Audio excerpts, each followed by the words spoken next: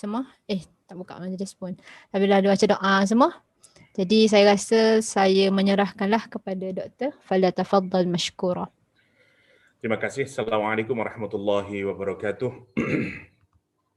Alhamdulillah wassalatu wassalamu ala Rasulillah wa ala alihi wa ashabihi wa mawalah. Asyhadu an la ilaha illallah wahdahu la syarikalah wa asyhadu anna Muhammadan abduhu wa rasuluh wa safiyyuhu wa khaliluh addal amanah wa nasahal ummah wa jahada fi sabilihi haqqa jihadih. Puan, rekan-rekan, sahabat yang dirahmati Allah Subhanahu wa taala, kita akan melanjutkan kajian surah Ali Imran, tadabbur kita atas satu peristiwa yang paling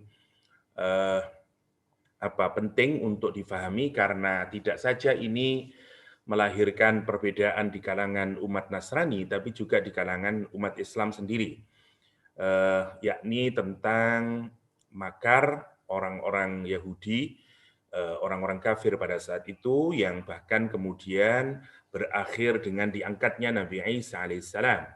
Tentang pengangkatan Nabi Isa ini ternyata tidak saja menjadikan perbedaan di kalangan umat Nasrani, sebagaimana yang nanti dijelaskan oleh Imam Qurtubi, tapi juga melahirkan perbedaan di kalangan orang Islam sendiri. Kita tahu bersama salah satu pecahan umat Islam yang juga cukup dominan, terutama di negara-negara barat, Eropa misalnya, Ahmadiyah juga memiliki pandangan yang berbeda dengan mayoritas umat Islam, karena mereka meyakini Nabi Isa alaihissalam mati, dan kemudian meninggal dunia. Dugaannya kuburannya ada di daerah Kashmir, ya. Wallahu a'lam, kuburannya siapa saya tidak tahu. Ini yang menarik. Jadi salah satu kelebihan dari Ahmadiyah, sebenarnya beberapa poin penafsirannya adalah sangat logis, karena menarik. Teman-teman dari Ahmadiyah ini adalah orang-orang yang memang cukup kuat berkecimpung dalam dunia saintifik. Karena itu satu-satunya orang Islam yang mendapatkan hadiah Nobel adalah dari Ahmadiyah, yaitu Abdus Salam, yang saat itu mendapatkan fisik Nobel Prize, ya. Satu-satunya sampai detik hari ini. Ada sih, tapi di bidang ekonomik, ya, seperti Yusuf yang dari Muhammad Yunus yang dari Bangladesh kalau saya tidak salah, dan seterusnya. Oke, sebelum ke sana saya ingin merecap sebentar tentang makar, karena ada sesuatu yang mungkin belum clear kemarin. Oke, kita awali dari ayat ke-454, insya Allah. Semoga sampai di masal yang diminta KH untuk kita diskusikan, ayat ke-60. Kita awali saja. Bismillahirrahmanirrahim. Wa makaru wa makarullah wallahu khairul makirin. Kemarin kita sampai pada perbedaan antara makar dan kaid yang sudah. Saya ingin kita melihat dari aspek kebahasaan. Tadi saya melihat mufradat Al-Fadhil Quran. Beliau memberikan penafsiran sorful ghair amma yuqsiduhu bihailah, ya, bihailihi. Kata bihailah, ya, bihailatin. Kata Ar-Raghib Al-Asfihani mengartikan makar itu dengan sorful ghair, memalingkan sesuatu, ya, dari maksudnya dengan khilah, dengan trik tertentu, ya, dengan cara tertentu, alasan tertentu yang bersifat tipu daya. Jadi orang itu dipalingkan dari maksud kehendaknya dengan cara-cara tertentu, yang cara-cara itu menipunya, ya. Itu secara mudahnya, ya, kata makar itu. Nah, biasanya dalam bahasa Inggris kita terjemahkan dengan plot atau dengan scheme, ya. Jadi kita merencanakan sesuatu, ya, yang nampaknya baik tapi sesungguhnya adalah tipuan itu, karena kita punya alasan yang lain yang yang diinginkan. Oke. Di dalam Al-Qur'anul Karim, kata Imam Raghib Al-Asfihani, makar itu dibagi jadi dua. Ada yang disebut dengan makar mahmud, yang kedua disebut dengan makar mazmum. Makar mahmud adalah satu tindakan makar yang ditujukan ya untuk kebaikan. Ya. Jadi kalau makar yang ditujukan untuk suatu perbuatan yang baik namanya makrun mahmud. Dalam konteks inilah kita mensifati atau kita memahami Allah dengan kita memahami Allah di ayat Al-Qur'an yang dikaitkan dengan makar. Wallahu khairul makirin. Dan Allah Subhanahu wa taala adalah sebaik-baiknya pembuat makar. Dalam pengertian bukan makar yang seperti tadi itu ya, bahwa apa namanya scheme atau plot yang memang secara bahasa maknanya negatif. Tapi nanti ada plot atau scheme yang dibikin justru sebenarnya untuk kebaikan. Itu maksudnya. Nah, nanti kita akan melihat apa ya makarnya Allah SWT itu. Nah, ini contohnya penggunaan makar dengan makna makar mahmud. Yang kedua makar mazmum, yang makar dilakukan untuk ya memang untuk perbuatan yang buruk, untuk fi'lun qabih. Ya. Contohnya misalnya wala yahiqul makru sayyi illa bi ahlih wa idh yamkuru bikal ladzina kafaru misalnya. Fanzur kaifa kana akibat makrihim misalnya di dalam Al-Qur'anul Karim. Jadi makar-makar yang buruk itulah makna yang dilakukan oleh orang-orang kafir ketika melakukan makarnya. Memang tujuannya negatif. Sementara Allah Subhanahu wa taala yang melakukan makar itu ditujukan untuk perbuatan yang baik, ya. Ada juga yang mengartikan makar itu secara bahasa adalah imhadul abdi wa tamkinuhu min a'radid dunya. Atau dalam bahasa kita adalah yang mudah adalah istidraj. Ya, dibiarkan seseorang itu tertipu oleh godaan dunia ini. Jadi dia dibiarkan aja terus. Atau lebih mudahnya adalah biasanya kita kenal dengan istidraj. Ya. Karena itu Ali bin Abi Thalib membuat kalimat yang menarik ya, man wassa alaihi dunya alam ya'lam annahu mukira bihi fahuwa makhdu'un an aqlihi, kata Ali bin Abi Thalib. Siapa yang diluaskan dunia untuknya, maksudnya murah rizki, banyak hartanya, pekerjaannya sukses terus, mudah baginya hidup di dunia. Siapa yang diluaskan dunia baginya, maksudnya enak hidupnya, ya uangnya banyak dan segala macamnya lah. Walam ya'lam annahu mukira bihi, tapi dia tidak sadar kalau sesungguhnya dia sedang mendapatkan skim atau dia dimakari, ya, fahuwa makhdu'un an aqli, sesungguhnya dia tertipu dari akalnya, ya, dan dia merasa baik-baik saja. Padahal sesungguhnya itu adalah makar, maksudnya itu adalah istidraj.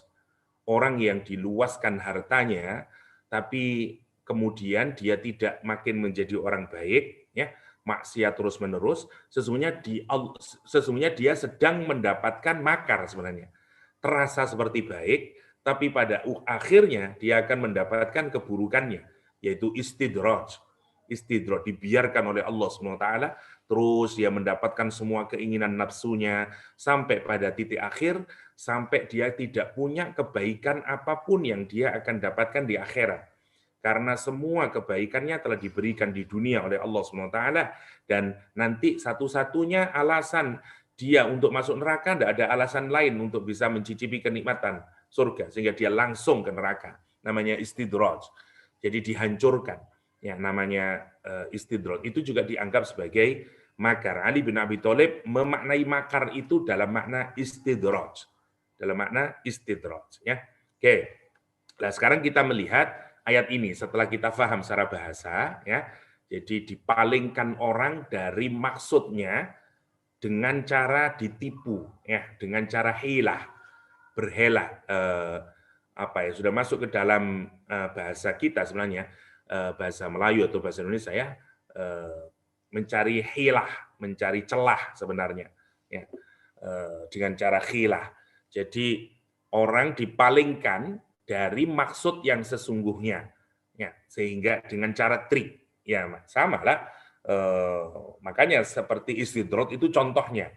Dia kira dia dapat promosi, dia kira dia mendapatkan honor, dia kira dia mendapatkan keistimewaan. Karena makin hari makin sukses, makin hari makin sukses. Meskipun dia melakukan maksiat. Dan dia kira ini adalah honor, ini adalah achievement. Tetapi ternyata begitu di titik akhir, mati dia tiba-tiba, dan kemudian dia dimasukkan ke dalam nerakanya Allah SWT. Wahum mublisun, kata Al-Quran Karim. Dan dia dalam keadaan putus asa, tidak bisa berargumentasi sama sekali, mublis dia. Ya, kata Al-Quran Karim itu gambaran dari istidraj. Istidraj itu dari kata darajah, artinya anak tangga. Ya, karena itu orang kalau naik derajatnya itu seperti orang menaiki anak tangga. Ya, jadi seperti elevator itulah yang kita makin naik, makin naik, makin naik, makin naik. Jadi istidraj itu seakan-akan gambarannya dia naik, makin terus makin naik, makin. Tapi di ujung bukan dia mencapai kehormatan, tapi kemudian dijatuhkan. Nah, itu namanya istidraj. Istidraj. Nah, jadi makna bahasa dari Raghib Al-Asfihani dengan makna istidraj sebenarnya tidak bertentangan karena secara bahasa memalingkan kepada orang itu, memalingkan dari apa yang dimaksudkan dengan cara yang tricky, ya. Dan contohnya adalah istidraj. Karena itu Ali bin Abi Thalib menyatakan semacam itu. Diluaskan hartanya, tapi dia tidak sadar bahwa itu adalah tindakan makar, maka sesungguhnya dia sudah tertipu dengan akalnya. Ya, Masya Allah, kata Sayyidina Ali. Oke. Sekarang kita lihat, wa makaru wa makarullah wallahu khairul makirin. Kata Imam Qurtubi, kapan sebenarnya makarnya dilakukan oleh orang-orang kafir pada saat itu terhadap Nabi Isa alaihissalam. Wa dzalika anna ma akhrajahu qaumuhu wa ummah. Jadi terjadinya adalah ketika kaumnya Nabi Isa alaihissalam itu mengeluarkan beliau dan ibunya, ya, dikeluarkan dari kampungnya. Dan kita tahu bersama, ya, setelah Maryam itu kembali nanti, ya, kepada kaumnya, Nabi Isa kembali kepada kaumnya, itu Nabi Isa sudah memiliki sahabat-sahabat yang mendukung beliau yang disebut dengan Hawariyun. Maka ketika mereka kembali ada ilaihim, mereka kembali lagi ke Palestina itu ya, atau ke tempatnya Nabi Isa alaihissalam, wasoha fihim bid-da'wah, dan kemudian mulai mendeklar berdakwah dia, fahammu biqatlihi. Maka orang-orang Yahudi atau orang-orang kafir pada saat itu yang tidak mengimani Nabi Isa alaihissalam itu bercita-cita atau memiliki keinginan untuk membunuh Nabi Isa alaihissalam. Wa tawatta'u 'alal qatf 'alal fatki bihi fadzalika makruhum. Ya, jadi Imam Qurtubi menganggap makarnya itu adalah itu. Ada juga yang merinci makarnya makar mereka ini dimulai dari sejak tuduhan yang dialamatkan kepada Maryam alaihissalam. Maryam dituduh melakukan perzinaan dengan Yusuf An-Najjar yang kalau kita mengikuti Bible adalah tunangan Maryam nanti. Jadi makanya orang-orang Yahudi menganggap bahwa Isa adalah anak haram ya karena lahir tanpa pernikahan. Ya, itu bagi orang Yahudi ya. Sementara orang Nasrani kebalikannya ditinggikan setinggi-tingginya sebagai anak Tuhan. Ya. Di dalam Islam kita salahkan dua-duanya bahwa Yusuf An-Najjar tidak ada kaitannya dengan Isa alaihissalam ya karena Maryam saat itu tidak ada kaitannya dengan Yusuf An-Najjar. Yang kedua juga tidak ada kaitannya dengan anak Tuhan. Ini posisi umat Islam. Jadi makar pertama yang dimaksud di ayat ini adalah tuduhan palsu yang dialamatkan kepada Maryam. Sampai kemudian yang kedua, apa makar mereka? Mereka menuduh Nabi Isa melakukan khurafat, melakukan hal-hal yang tidak tepat. Yang ketiga, mereka membuat plot atau scheme ya dengan cara menjelek-jelekan Nabi Isa kepada penguasa saat itu. Dan paling terakhir, akhirnya dia berencana untuk melakukan pembunuhan ya kepada Nabi Isa alaihissalam. Jadi kalau kita lihat sebenarnya ini makar yang lama sebenarnya ujungnya ya. Sama seperti Abroha yang juga melakukan makar tapi dengan kalimat gaib di dalam Al-Qur'anul Karim, orang-orang Yahudi juga melakukan makar itu. Kalau kita perhatikan ya, mulai dari pelan-pelan terus sampai pada ujungnya melakukan pembunuhan. Itu yang dirasakan oleh Nabi Isa alaihissalam dengan ayat kemarin dengan kata ahassa ya. Oke. Yang kedua terus, apa kemudian yang dimaksud dengan makarnya Allah Subhanahu wa taala? Ya. Makarnya Allah, karena jadi cara kita memahami makar itu untuk Allah Subhanahu wa taala, yang pertama sebagaimana Imam Raghib Al-Asfihani ya. Jadi Allah melakukan makar untuk kebaikan. Ya, jadi untuk kebaikan cara pertama. Cara yang kedua memahami makar ini, karena makar sudah jadi istilah yang kesannya negatif, sehingga kita harus hati-hati memahami menyematkan kata makar kepada Allah Subhanahu wa taala. Ya. Sama seperti Allahu yastahzi'u bihim wa yamudduhum fi tughyanihim ya'mahun. Mereka mencaci maki, ya mengolok-olok, ya menipu dan segala macamnya. Ya, orang-orang kafir, orang-orang Quraisy pada saat itu ya, istihza, menghinakan, mencaci maki. Apa kata Allah Subhanahu wa taala? Allahu yastahzi'u bihim. Allah yang nanti akan mencaci maki. Nah, kita harus hati-hati apa maksudnya ini, karena jangan sampai kita salah menggunakan kata yang tidak sepantasnya untuk Allah Subhanahu wa taala ya. Termasuk juga kata makar. Lah makar ini, maka cara memaknainya satu seperti Imam Raghib tadi, yaitu dia termasuk makar yang mahmud, makar yang baik. Maksudnya adalah bahwa dia melakukan perbuatannya itu untuk sesuatu yang baik, untuk kebaikan. Nanti kita lihat apa maksudnya untuk kebaikan. Yang kedua, makar itu sebagai balasan, sebagai respon saja. Karena prinsipnya kan karena mereka berbuat, maka akan ada akibat yang dia tanggung. Ya, itu bagian dari keadilan Allah Subhanahu wa taala. Ya, bagian dari keadilan Allah Subhanahu wa taala. Kita juga harus melihat kata makar dalam konteks itu. Ya. Oke. Apa yang makarnya Allah Subhanahu wa taala? Ilqa'u syabhi Isa ala ghairih. Makarnya Allah Subhanahu wa taala adalah membuat salah satu dari muridnya Nabi Isa atau Hawariyin yang nanti mirip dengan Nabi Isa alaihissalam, yang kemudian nanti ditangkap, sementara Nabi Isa-nya sendiri kemudian diangkat oleh Allah Subhanahu wa taala. Dan ini adalah makarnya Allah Subhanahu wa taala, satu untuk menyelamatkan Nabi Isa alaihissalam, dan kemudian sebenarnya untuk juga menyadarkan orang-orang kafir pada saat itu. Wadzalika annal yahud lamma istama'u ala qatli Isa, dan ini terjadi ketika orang-orang Yahudi berkumpul untuk membunuh Nabi Isa alaihissalam. Ya, yang menarik, dakhalal bait hariban minhum.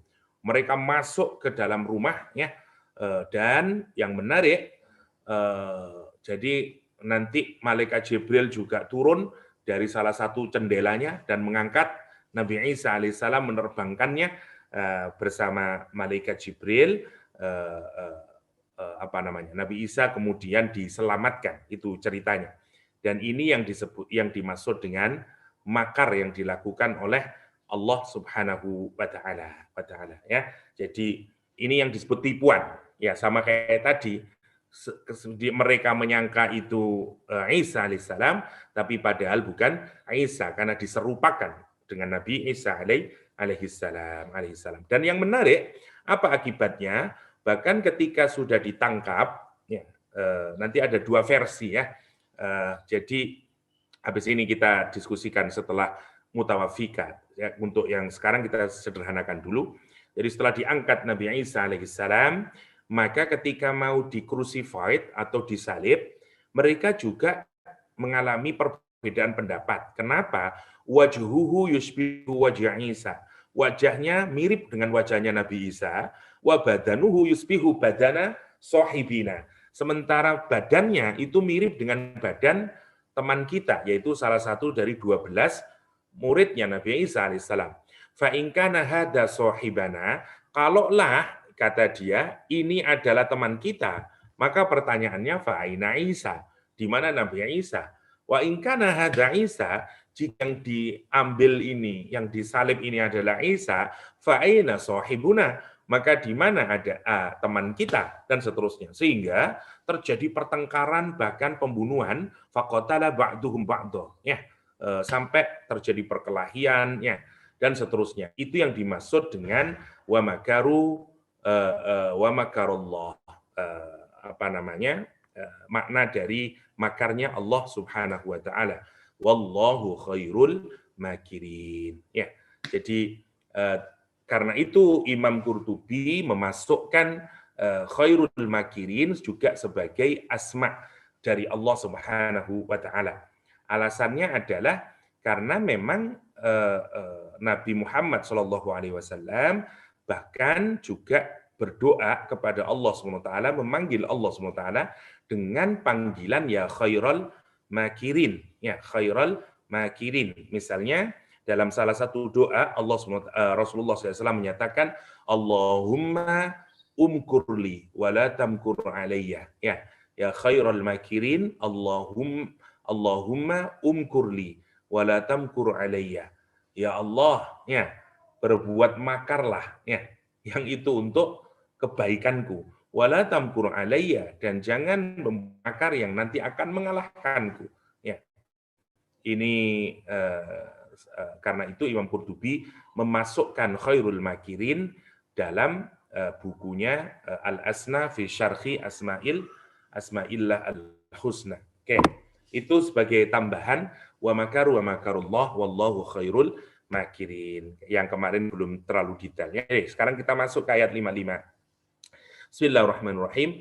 Idz qala Allahu ya Isa inni mutawaffika wa rafi'uka ilayya wa mutahhiruka minal ladzina kafaru wa ja'ilul ladzina tabauka fawqal ladzina kafaru ila yaumil qiyamah thumma ilayya marji'ukum fa ahkumu bainakum fima kuntum fihi takhtalifun. Oke. Ini ada beberapa poin yang kita harus perhatikan karena ayat ini sangat penting. Inilah core yang nanti menjadikan perbedaan orang Islam dengan orang Nasrani, orang Islam secara umum dengan orang Ahmadiyah misalnya, dan berbagai macam, ya. Ada beberapa poin yang harus kita pikirkan di ayat ini. Yang pertama kata mutawaffika, ya. Jadi yang pertama adalah mutawaffika. Kita tulis saja ini yang paling pertama, yang penting mutawaffika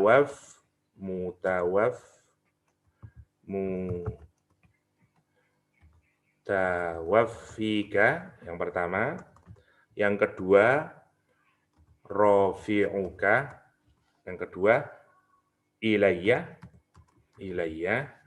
Yang ketiga adalah mutahhiruka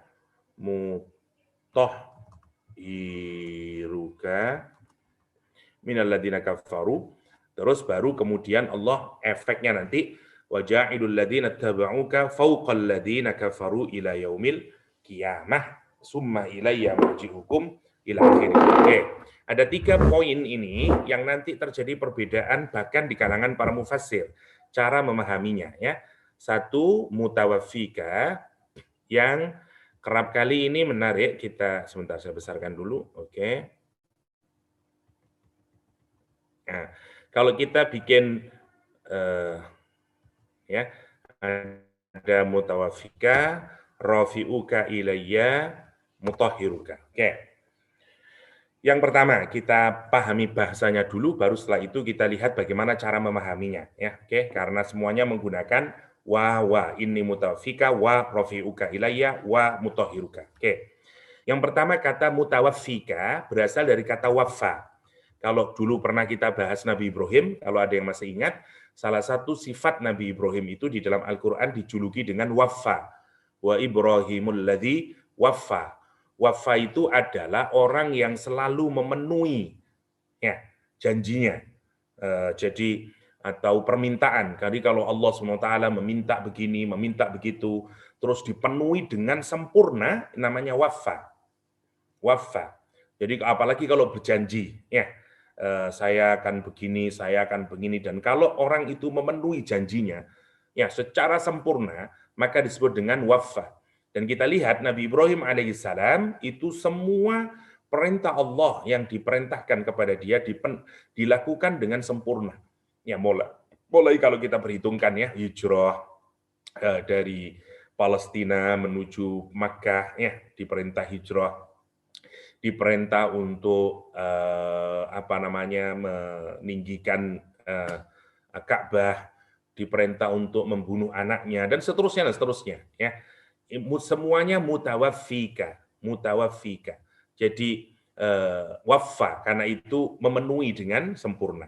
Jadi kata ini berasal dari kata waffa yang artinya ini ada kalimatnya ya. Waffa artinya kalau menjadi karakter ya, waffa pakai fa 2 kali, yaitu orang yang selalu memenuhi janjinya, memenuhi apa yang memang ditugaskan sama dia.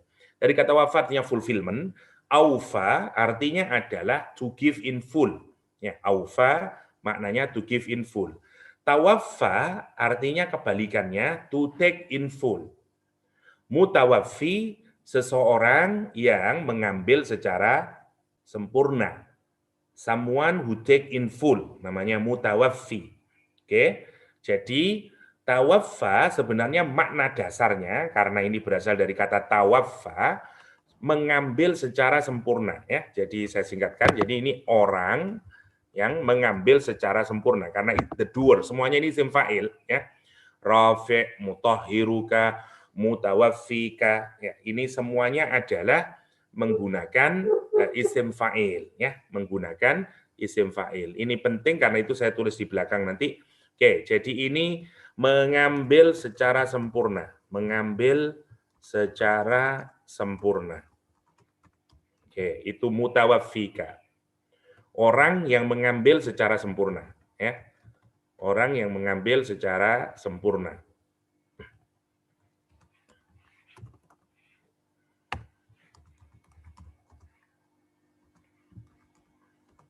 Oke. Ini yang pertama mutawaffika. Kita nanti diskusikan lagi agar tahu maknanya dulu.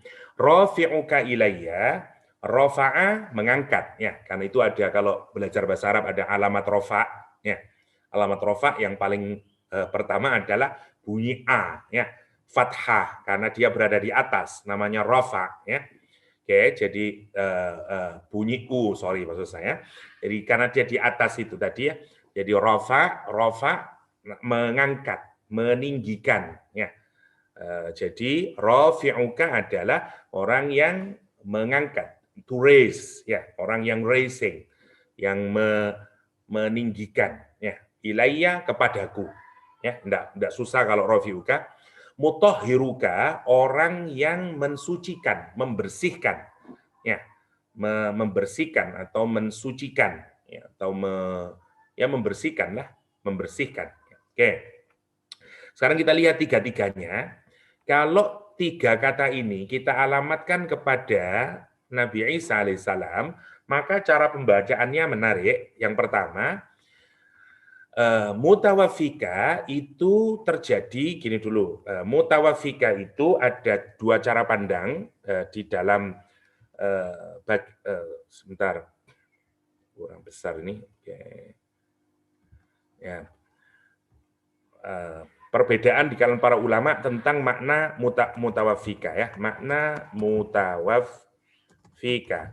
Yang pertama, saya mulai dulu dari yang mengartikan mati. Karena dianggap bahwa mutawaffika itu nanti masuk ke dalam bahasa kita namanya wafat. Ya, wafat sama.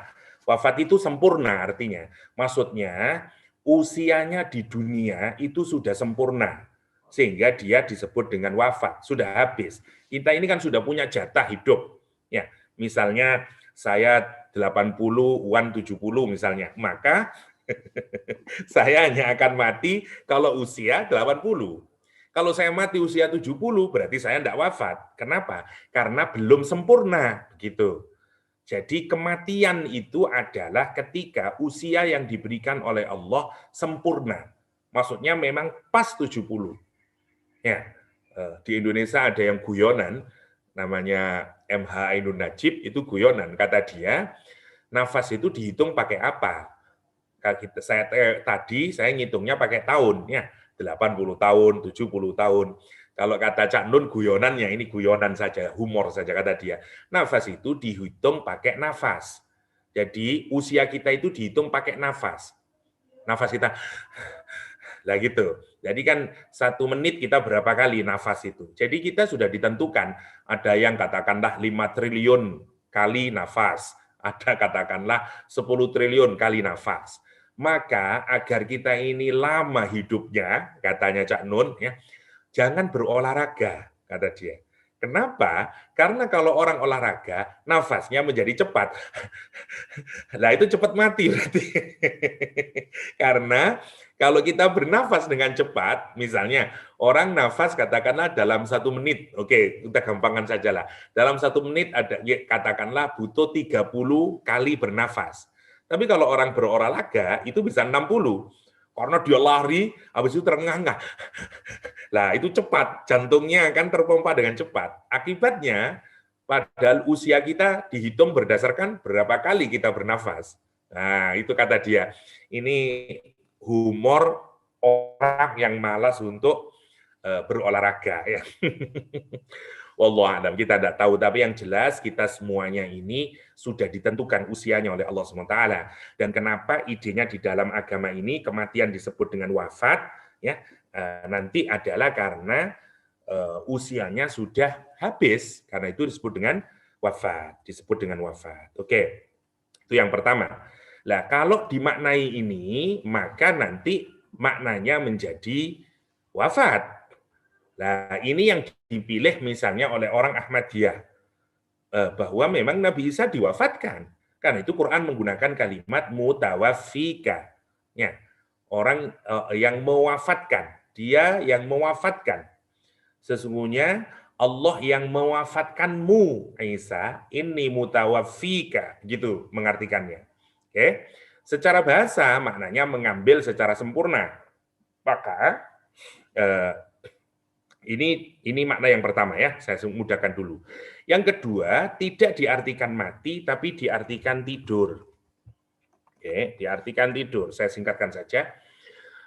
Kenapa diartikan tidur? Karena ya ini tadi perbedaan tentang bagaimana matinya Nabi Isa alaihissalam. Jadi Nabi Isa tidak dianggap mati, ya, tapi dianggap tidur karena tidur itu adalah saudaranya mati.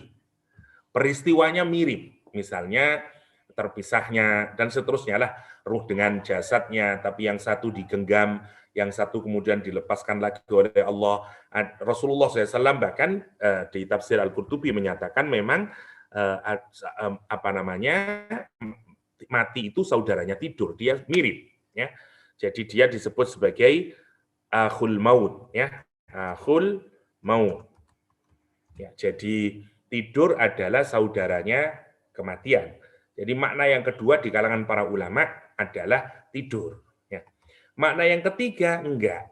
Nah, ini yang makna yang ketiga adalah ya makna yang secara bahasa diambil, mengambil saja, mengambil secara sempurna. Maksudnya yang diambil adalah jasad dan ruh.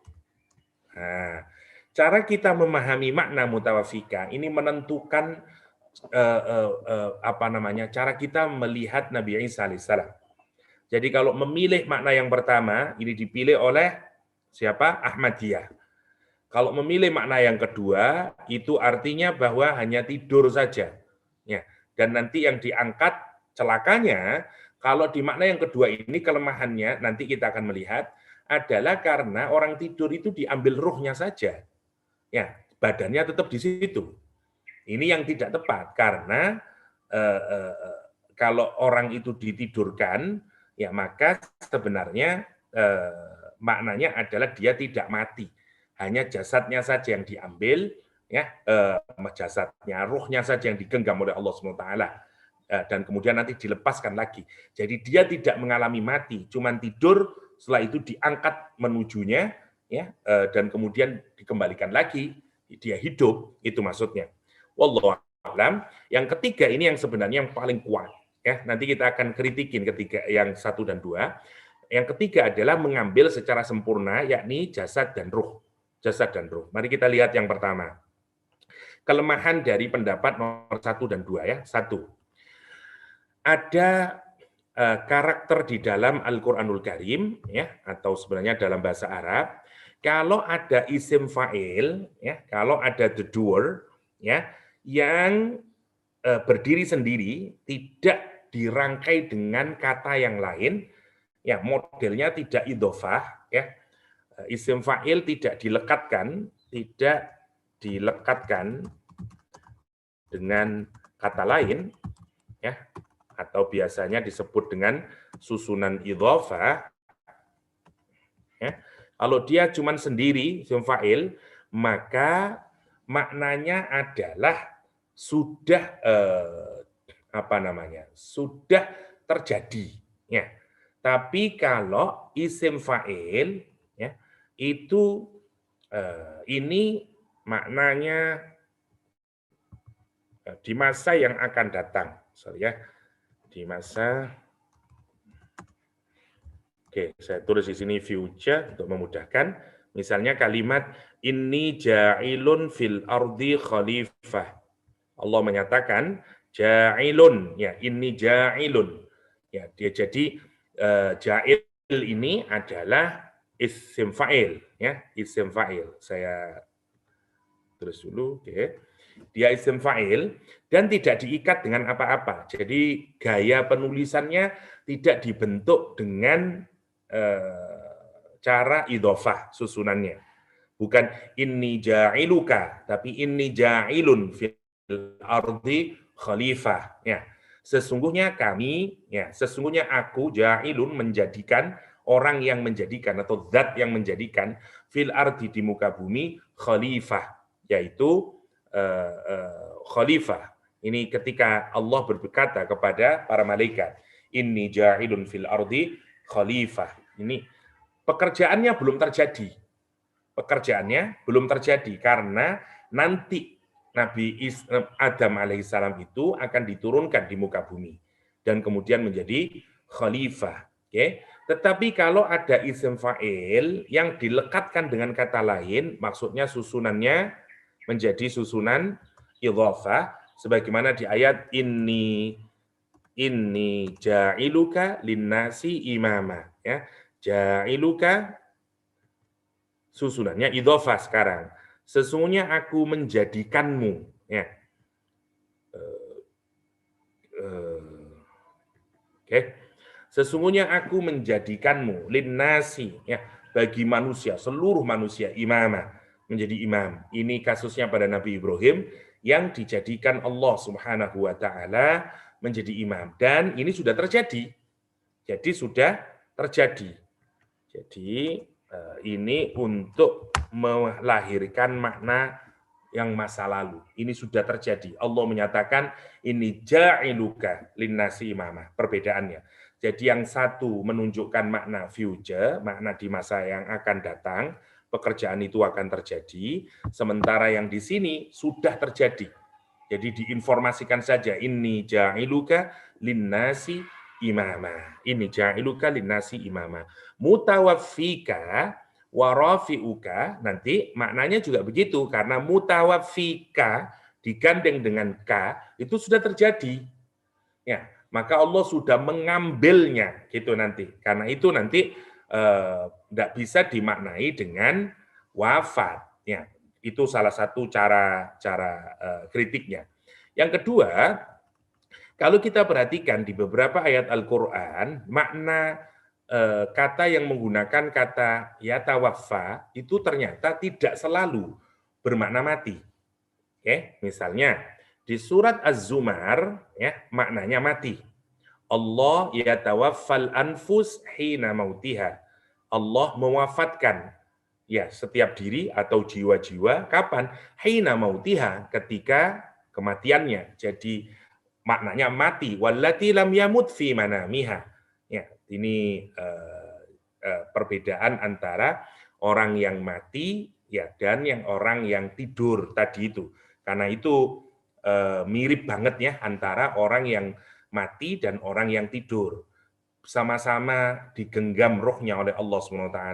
Bedanya kalau yang mati diambil terus. Kalau yang tidur nanti dikembalikan lagi oleh Allah SWT. Ya.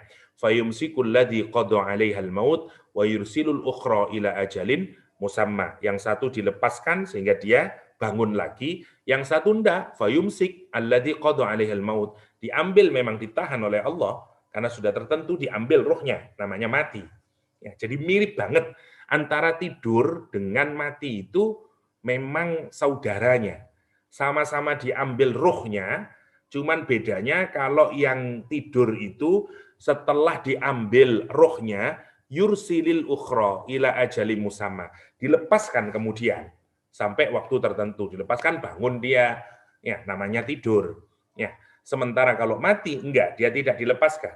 Lah Allah yatawaffa di sini maknanya adalah mewafatkan. Kenapa? Karena ada kata hina mautiha, hina mautiha. Tetapi di surat An-Nisa maknanya tidak mewafatkan. Misalnya wallati ya'tinal fahisyah, ini bagi perempuan yang melakukan perbuatan zina, ya, fahisyah min nisaikum, dari perempuan-perempuan kalian, fastashidu alaihinna arba'atan minkum. Ya, suruh menghadirkan 4 orang saksi. Fa in syahidu, maka jika mereka bersaksi, fa amsikuhunna, maka tahanlah dia, ya, kurunglah ya di rumah-rumah, hatta yatawaffahunnal maut, sampai kematian mewafatkan dia. Lah, jadi wafat di sini ini bukan dalam pengertian mati, yakni nanti sampai kematian itu menyempurnakan kehidupannya dia di dunia. Ya, makanya kalau sudah mati, wafat, maut menjemput dia, lah itu namanya yatawaffahunna. Gitu maksudnya. Tapi bukan yatawaffahunna itu dalam pengertian mati di sini.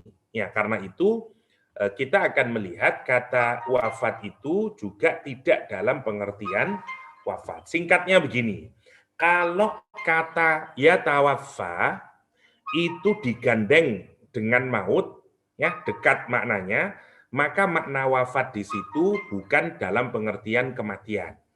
Tapi kalau kata wafat, misalnya ini yatawaffa, itu dengan kata maut agak berjauhan, yatawaffa di sini, maut di sini misalnya, maka maknanya memang wafat, mati. Ya. Jadi singkatnya, memang agak terlalu teknis ya, kata yatawaffa itu tidak selalu bermakna mematikan, itu maksudnya. Tidak selalu bermakna mematikan. Ya. Jadi maka kalau kita perhatikan Al-Quran, maka dengan gaya isim fa'il yang pertama, yang kedua dengan penggunaan kata yatawaffa, itu berarti bahwa kata mutawaffika tidak selalu harus dimaknai dengan kata wafat. Itu kalau kita menggunakan argumentasi Al-Quranul Karim. Apalagi kalau kita nanti menggunakan berbagai argumentasi di dalam hadis-hadis sahih untuk menguatkan saja. Tidur ini terlalu, memang boleh-boleh saja dimaknai tidur, tapi dia akan banyak bertentangan misalnya dengan Al-Quran sendiri, misalnya, atau dengan hadis-hadis sahih. Sehingga makna kedua sebenarnya juga sangat lemah. Apa makna yang paling kuat? Ya makna yang ketiga. Sebagai makna dasarnya itu, ya penyempurnaan.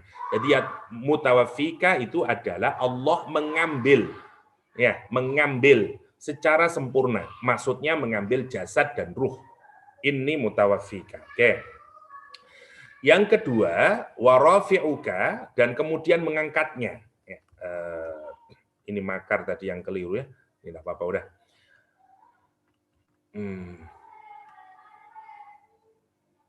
Warafi'uka, dan kemudian meninggikannya atau mengangkatnya, karena rafa'a itu artinya ditinggikan. Ini juga terjadi perbedaan. Ada yang menyatakan ini karena rafa'a itu meninggikan, makna asalnya, maka menuju langit.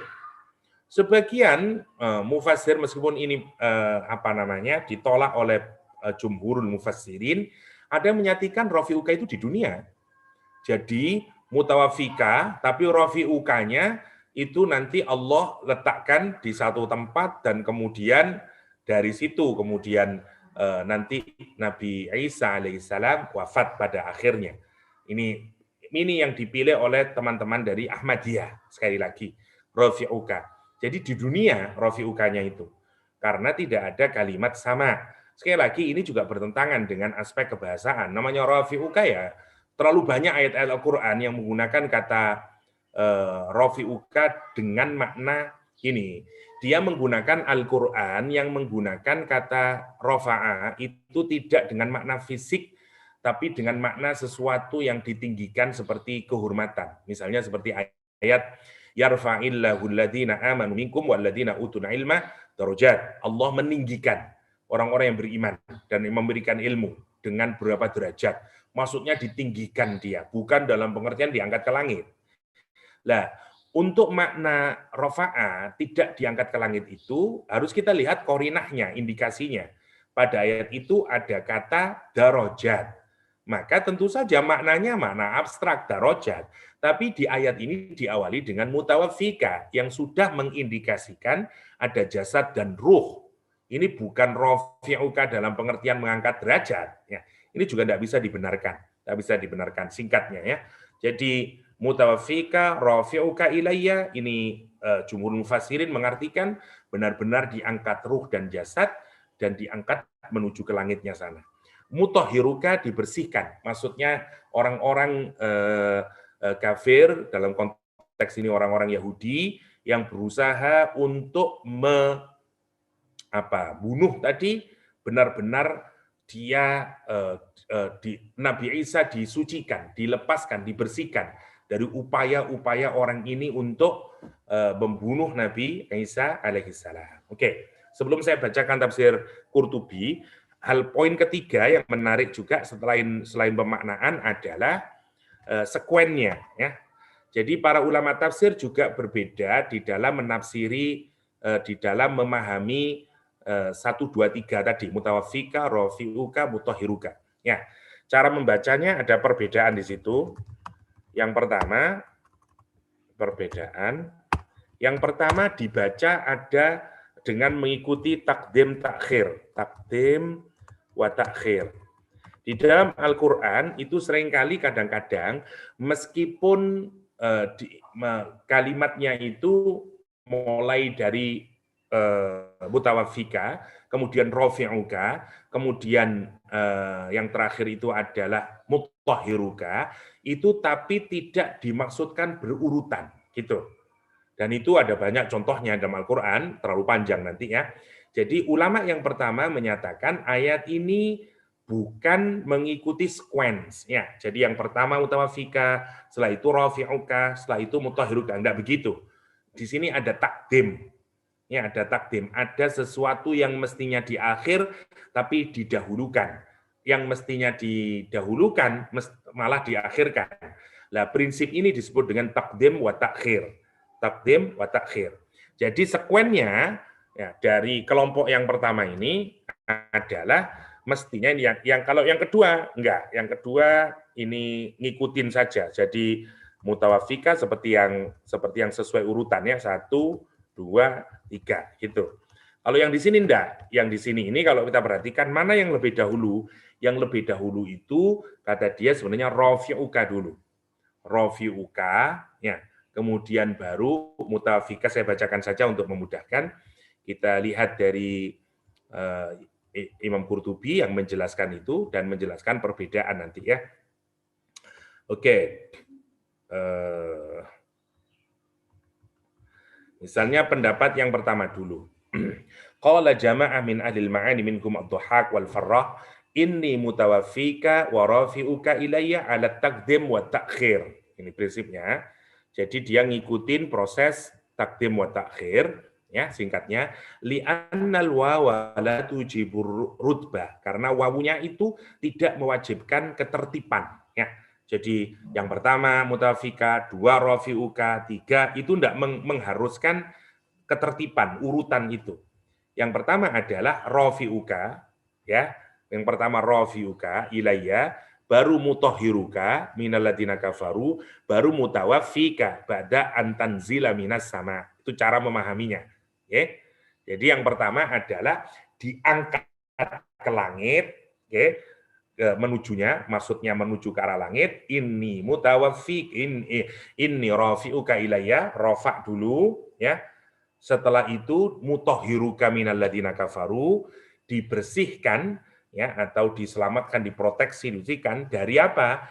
Dari orang-orang kafir yang hendak membunuhnya. Setelah itu mutawaffika ba'da an tanzila minas sama, terus diturunkan ke dunia, setelah itu diwafatkan. Oke, kenapa kok ini ada milik ini? Karena mutawaffika diartikan mewafatkan. Nah, bedanya kalau orang Ahmadiyah sekuennya tetap ngikutin 1 2 3, akibatnya Nabi Isa harus mati dulu. Nah, ini yang berbeda. Yang kedua, meskipun yang ini mutawaffika meskipun diartikan mewafatkan, tapi tidak sebagaimana orang Ahmadiyah. Tetap diangkat ke langit dan akhirnya dia diproteksi dari makarnya orang-orang kafir, dan nanti juga akan mati. Tapi nanti, dan sekarang masih hidup Nabi Isa, begitu nanti turun, ya sebagaimana tugas yang dibebankan kepada Nabi Isa alaihissalam, setelah itu menemani Imam Mahdi dan seterusnya, ya, baru setelah itu mutawaffika, gitu, sempurna kemudian. Itu polanya, ya, polanya. Itu yang pertama, ya. Jadi sekuennya begitu, ya. Jadi untuk memudahkan saya urutkan yang di atas tadi. Nah, jadi takdim takhir. Jadi kalau kita urutkan 1 2 3, berarti nomor 1 2 3 1, ya. Jadi kalau yang takdim takhir 2 3 1 urutannya. Oke. Bukan 1 2 3 tapi 2 3 1. Oke. Kita lanjutkan dulu. Emang ini agak panjang karena memang ada banyak perbedaan di kalangan para ulama. Oke, yang kedua adalah mutawaffika dimaknai menggenggam. Ada juga yang para ulama mengartikan qabiduka, ya, yakni menggenggamnya. Wallahu a'lam. Wa rafi'uka ilas sama min ghairi mautin mithla tawaffaita mali. Makna mutawaffika tidak diartikan mewafatkan, tapi menggenggam, qabiduka, seperti kalimat tawaffaitu mali min fulan ai qabattuhu, ya, aku menggenggam hartaku yang aku ambil dari si fulan, ya, karena itu maknanya bukan mewafatkan, sehingga sekuennya tetap 1 mutawaffika, 2 rafi'uka, dan seterusnya. Oke. Qala wa munabbi tawaffallahu Isa alaihissalam salasa saat. Ini makna yang ketiga, menarik lagi, meskipun ini nanti dikritik oleh Imam Qurtubi, ya, saya hanya mengungkapkan saja. Yang ketiga yang menarik ini, dia menganggap bahwa Nabi Isa itu mati sesaat. Ini lagi-lagi, sebenarnya kalau kita pikirkan, kenapa terjadi banyak perbedaan? Ya gara-gara memahami kata mutawaffika, itu saja masalahnya. Karena itu di awal saya sudah jelaskan makna, kalau kita lihat dari Al-Qur'anul Karim, maka sebenarnya kita tidak jadi bingung.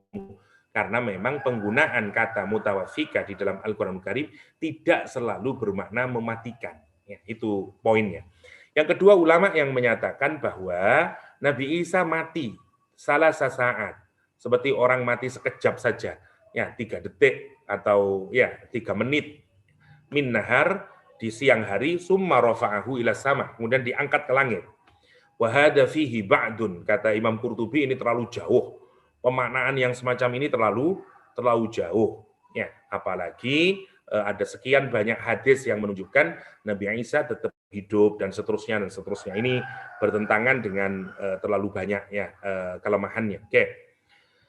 Ya, berikutnya adalah Ruwiyah Ibnu Thalha Ibnu Abbas mumituka. Ibnu Abbas milih makna mematikan, sebagian maknanya sebentar, yang tadi, ya, yang makna tidur ini, yang tadi wafat maksudnya adalah naumun, ya. Sudah tadi, kenapa li anan naum akhul maut, ya, karena tidur itu adalah saudaranya maut, ya. Ketika Rasulullah SAW ditanya afil jannati naum, apakah di surga itu nanti ada tidur? Rasulullah SAW menjawab, lah, nggak ada tidur di surga. Kenapa? An-naumu akhul maut, wal jannatu la mauta fiha, kata Rasulullah SAW. Karena tidur itu temannya kematian. Dan tidak ada, di surga itu tidak ada kematian, karena itu juga tidak ada tidur di surga. Ya apa nanti, wallahu a'lam ya, kita tidak ada tidur, tidak ada capek, Masya Allah. Bagaimananya, wallahu a'lam, kita tidak tahu. Ya. Jadi ini kisahnya, sekarang kisah lebih detail bagaimana yang terjadi. Kalau Imam Qurtubi sendiri milih pendapat mana? Pendapat yang tadi, yang kedua ya. 1, 2, 3, tapi tidak dengan makna tidur atau tidak dengan makna mematikan ya. Atau makna yang lebih selamat sebenarnya ya makna yang lain ya. Yang ya seperti makna menggenggam, makna mengambil secara full tapi tidak dalam pengertian mematikan. Oke. Ini kisah yang lebih detail dituliskan oleh Imam Qurtubi ya. Yang pertama tentang pembunuhan ini yang disebut dengan mutawaffika. Kita belajar konteks. Jadi cara menafsirkan yang baik adalah satu, lihat aspek bahasa. Yang kedua, lihat bagaimana penggunaan kata itu dalam Al-Qur'anul Karim. Yang ketiga juga kaitkan dengan hadis-hadis sahih, bagaimana berkenaan, apakah memang tepat dimaknai tidur, tepat tidak dimaknai menggenggam, tempat nak dimaknai mematikan, dan seterusnya. Yang ketiga, lihat konteksnya, ceritanya kayak apa, dan seterusnya. Dan setelah kita melihat hadis. Nah, dari gabungan itu semuanya, mestinya kita bisa menarik makna mutawaffika, rafi'uka, mutahhiruka. Itu maksudnya. Nah, kesalahan dari Ahmadiyah, kesalahan dari berbagai orang di dalam memahami Nabi Isa alaihissalam, mutawaffika ini karena dia misalnya hanya melihat dari aspek bahasa atau hanya melihat dari jadi tidak utuh karena tidak menggabungkan semuanya. Mestinya harus digabungkan semuanya dari aspek bahasa, penggunaannya di dalam Al-Qur'anul Karim, bagaimana hadis sahih memperlihatkan konteksnya dan seterusnya. Sehingga kita tidak parsial di dalam memahami ayat-ayat yang memang membutuhkan pemahaman yang lebih luas sebagaimana tentang core dari kisahnya Nabi Isa alaihissalam, yaitu tentang penyalipan ya atau wafatnya Nabi Isa alaihissalam yang seringkali menjadi perdebatan. Oke, saya bacakan saja biar tidak terlalu panjang. Lamma aradu qatla Isa, ketika orang-orang Yahudi berkehendak membunuh Nabi Isa, istama'al hawariyun, ya, 12 muridnya Nabi Isa itu berkumpul fi ghurfatin, ya di satu kamar atau di satu ruangan. Wahum isna asyara rajulan, mereka adalah 12 orang. Dakhala alaihim al-masih, kemudian Nabi Isa masuk fi mishkatil ghurfah, melalui jendela dari kamar tersebut. Fa akhbara iblis. Iblis sebenarnya ini sudah rahasia, nggak ada orang yang tahu, cuman 12 muridnya Nabi Isa, dan Nabi Isa sendiri dikabari masuk lewat jendela, rapi, nggak ada orang yang tahu. Tapi fa akhbara iblis, iblis memberitahu ya jam'al Yahud kepada orang-orang Yahudi, dan orang Yahudi marching menuju tempat perkumpulannya Nabi Isa dengan 12 muridnya ini bersama berapa orang? Arba'atu alafi rajulin, 4.000 orang. Ya, jadi Nabi Isa ini mau dibunuh dengan marching 4.000 orang mengepung satu rumah itu atau satu kamar ini, 4.000 orang. Fa'akhadu babal ghurfah. Wah, mereka sudah mulai ya masuk dan sudah mengambil pintu dari kamar tersebut. Waqala al-masjidil hawariyun, dalam keadaan emergensi tersebut, kemudian Nabi Isa berkata kepada hawariyin, kepada murid-muridnya ini, pengikut setia Nabi Isa alaihissalam, ayyukum yakhruju wa yuqtal fayakunu ma'i fil jannah, siapa di antara kalian yang mau keluar dan kemudian mungkin akan terbunuh dan kelak nanti akan bersamaku di surganya Allah SWT. Faqala rajulun, ada seorang laki-laki yang berkata, ana ya Nabi Allah, saya wahai Nabi Allah. Fa'alqa ilaihi midra'atan min sufin, kemudian dia mengenakan pakaian bulu sebagaimana yang biasa dipakai oleh Nabi Isa alaihissalam, itu pakaian humble, untuk menunjukkan itu kesederhanaan. Wa imamah min suf, sama juga imamahnya dia ya juga menggunakan dari suf, dari bulu. wa nawalahu ukka, dan dia juga menggunakan tongkat ya, sebagaimana Nabi Isa juga menggunakannya, dan kemudian diserupakan dengan Nabi Isa oleh Allah Subhanahu wa taala. Fa kharaja 'alal yahud, dia keluar kemudian di orang-orang Yahudi yang merangsek masuk ke dalam rumahnya ini, yang banyak itu dia keluar, faqataluhu wa salabuhu, maka kemudian orang-orang membunuh dia dan kemudian mensalib dia. Kenapa saya pilih Imam Qurtubi? Karena menurut saya resource yang terbaik kalau kita untuk ayat-ayat yang berkenaan dengan agama Kristen dan seterusnya, itu tafsir Qurtubi salah satu yang terbaik. Karena beliau ini orang Spanyol, di mana Spanyol itu mix saat itu ya, ada orang Nasrani, jadi biasanya cara interpretasinya jauh lebih baik ya, karena memang dia orang Cordova ya, Qurtubi ya. Oke. Itu yang pertama. Wa ammal masih, sementara Isa sendiri fakasahullahu rish wal basahun nur wa qata'anhu ladzatal mat'am wal mashrab fatara ma'al malaikah. Nabi Isa sendiri kemudian ya diliputi dengan cahaya dan meninggalkan semua makanan minuman dan kemudian diterbangkan oleh Allah bersama malaikat. Nah, kalau kita lihat ayat ini, maka tentu saja cara kita menafsirkan mutawafika tidak akan ditafsirkan tidur, nggak akan juga diartikan kematian, itu maksud saya. Itu perlunya kita menggunakan hadis juga di dalam mengartikan, selain dari aspek bahasa.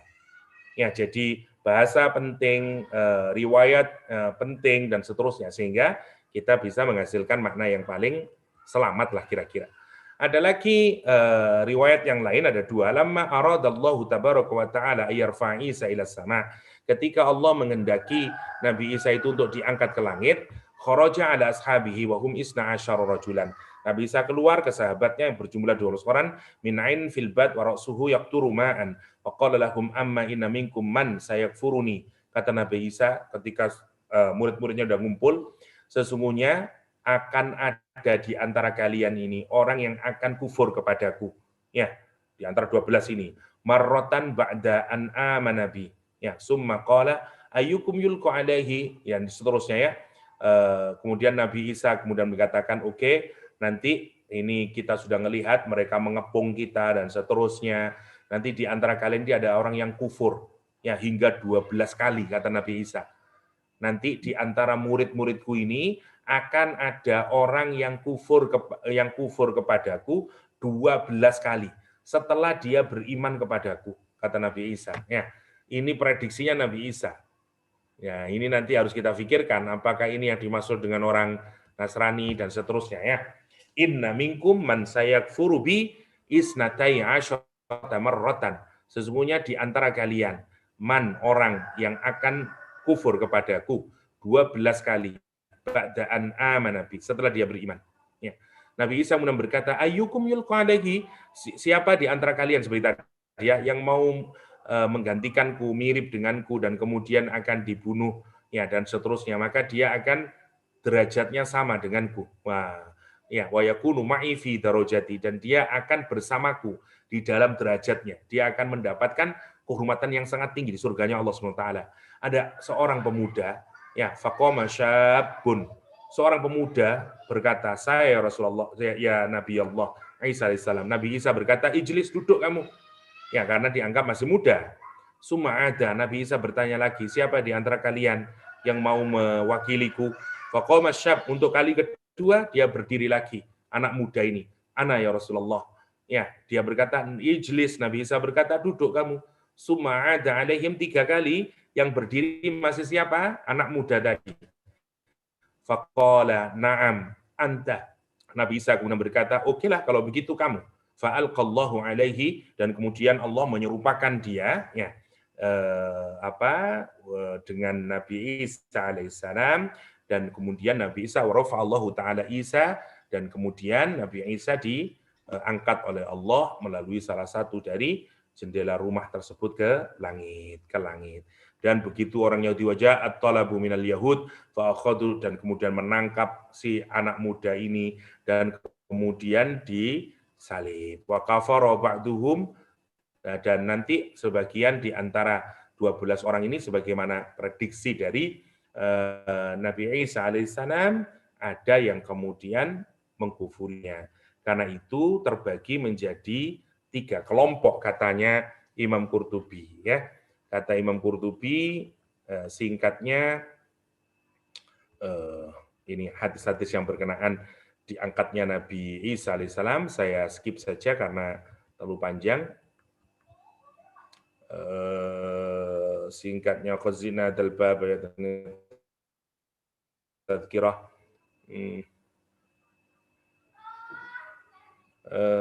wa juzu wal asl innal waqta tam la tahiruka min alladziina kafaru wa ja'ilul ladziina taqiyya Muhammad fawqa alladziina kafaru kila bil izzah wal ghalabah. Ya nanti enggak ada ya apa terusannya ini.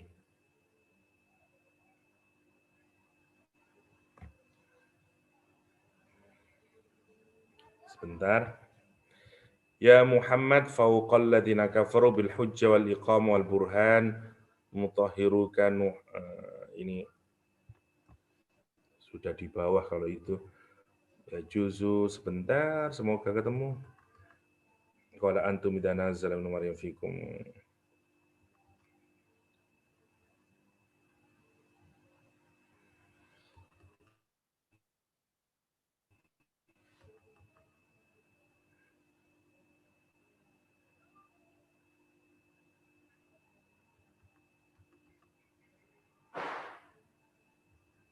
Oh ini, oke.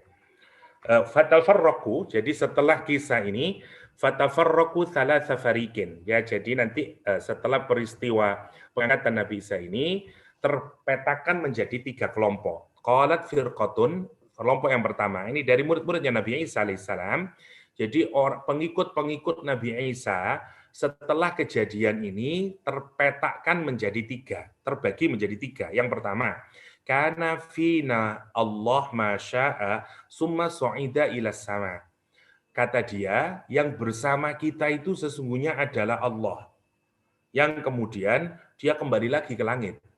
Jadi menganggap bahwa Nabi Isa itu adalah Allah Subhanahu wa taala. Naudzubillah ya. Yang kemudian naik ke langit. Kelompok ini disebut dengan kelompok Yaqubiyah. Ini penting ya. Jadi kelompok yang pertama namanya Yaqubiyah, kelompok pertama. Kelompok yang kedua, waqalat firqatun kana fina ibnullah. Mereka menganggap bahwa yang bersama kita itu adalah anaknya Allah. Masya Allah. Summa rafa'ahu Allahu ilaih. Dan kemudian Allah mengambilnya, mengambil anaknya. Wahaulai, kelompok kedua ini disebut dengan Nasturiyah. Kelompok Nasturiyah. Oke. Yang ini nanti kalau sekarang ya orang Kristen sekarang itu ini sebenarnya Nasturiyah.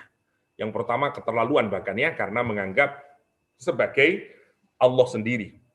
Jadi Tuhan, anak Tuhan. Sekarang yang ketiga, kana fina Abdullah. Mereka menganggap Nabi Isa itu adalah hambanya Allah dan Rasulnya. Kemudian Allah mengangkatnya. Wahaulail muslimun. Dan ini yang disebut dengan orang-orang Islam. Nah, itu maksudnya. Jadi setelah peristiwa pembunuhan Nabi Isa alaihissalam ini, ya dan diangkatnya Nabi Isa alaihissalam terbagi jadi 3, Yaqubiyah, Nasturiyah, sama orang Muslim. Fatadhaharat al-kafiratan 'alal muslimah faqataluha. Dan terus 2 kelompok ini kemudian Yaqubiyah sama Nasturiyah ini bersatu memerangi al-muslimun. Ya, mereka berusaha dan seterusnya memeranginya. Tapi Allah kemudian menyatakan sebagaimana di surat As-Saffat, fa'amanat ta'ifu min bani Israil wa kafarat ta'ifun fa'ayyadna alladziina amanu. Ya, beriman sebagian kelompok dari Bani Israel dan berkufur sebagian kelompok dari orang Bani Israel. Fa'ayyadna alladziina amanu. Allah mengokohkan, ya. Allah yang membantu orang-orang yang beriman itu. Nah, maka ayat yang terusannya ayat ini, apa yang dimaksud nanti dengan Allah memenangkan itu maksudnya itu, ya. Jadi setelah terbagi menjadi 3 itu, kenapa saya tadi cari untuk memastikan dapat karena itu penting, ya. Jadi kita kembali lagi ke 55 sekarang. Jadi idz qalallahu ya Isa, kita sekarang dengan mudah memahaminya. Ingatlah ketika Allah berkata kepada Nabi Isa alaihissalam, ini sesungguhnya aku mutawaffika, ya, mengambil secara sempurna ya jasad dan ruhmu. Wa rafi'uka, dan kemudian mengangkatmu. Jadi tidak ada makna mematikan ya. Sekali lagi, jadi kita memilih makna yang secara kebahasaan saja, atau terserah mau dipilih menggenggam boleh, tapi tidak dalam memaknai mati atau tidur. Karena tadi ya kita sudah jelaskan kelemahannya. Sesungguhnya kami mengambil secara sempurna, atau bolehlah kalau dimaknai secara bahasa, mewafatkan, tapi wafat dalam pengertian bahasa, atau menyempurnakan ya. Warafi'uka, dan mengangkatmu, ilayya, menujuku, wa mutahhiruka, dan membersihkanmu atau menyelamatkanmu, memproteksimu, minal ladina kafir, dari orang kafir. Wa ja'ilul ladina taba'uka. Lah, kemudian setelah proses itu terbagi jadi 3 tadi ya, Yaqubiyah, Nasturiyah, sama Muslim. Apa kemudian yang keempat yang diberikan Allah? Ja'ilul ladina, Allah menjadikan orang yang mengikutimu Nabi Isa, yakni berarti siapa? Muslimun, ya, karena bagi tiga tadi Yaqubiyah, Nasturiyah, sama orang Muslimun, fauqal ladzina kafaru, akan selalu berada di atas orang-orang yang kafir. Ila yaumil qiyamah, sampai hari kiamat. Masya Allah ya. Jadi orang yang mengikuti Nabi Isa itu akan selalu berada di atasnya orang kafir. Pada konteks ayat ini, di atas siapa? Di atas orang Yahudi. Sampai detik hari ini ya, orang Islam kalau kita lihat yang orang yang mengikuti Nabi Isa saja sekarang masih lebih dominan dibanding dengan orang kafir, orang Yahudi. Misalnya orang Nasrani saja masih lebih dominan. Apalagi kita orang Islam juga sama. Orang Yahudi tinggal berapa sekarang dan seterusnya. Nah, meskipun nanti perbedaan di kalangan para ulama memaknai kata fauqa tadi. Kata fauqa. Summa ilayya marji'ukum, kemudian hanya kepadakulah kalian semuanya akan dikembalikannya. Fahkum bainakum fima kuntum fihi takhtalifun. Nanti Allah yang akan menjudge, ngasih final judgment di antara kita terhadap apa yang telah diperselisihkan. Nah, yang terakhir tadi, apa yang dimaksud dengan fauqa tadi ya? Maksudnya adalah kalau kita perhatikan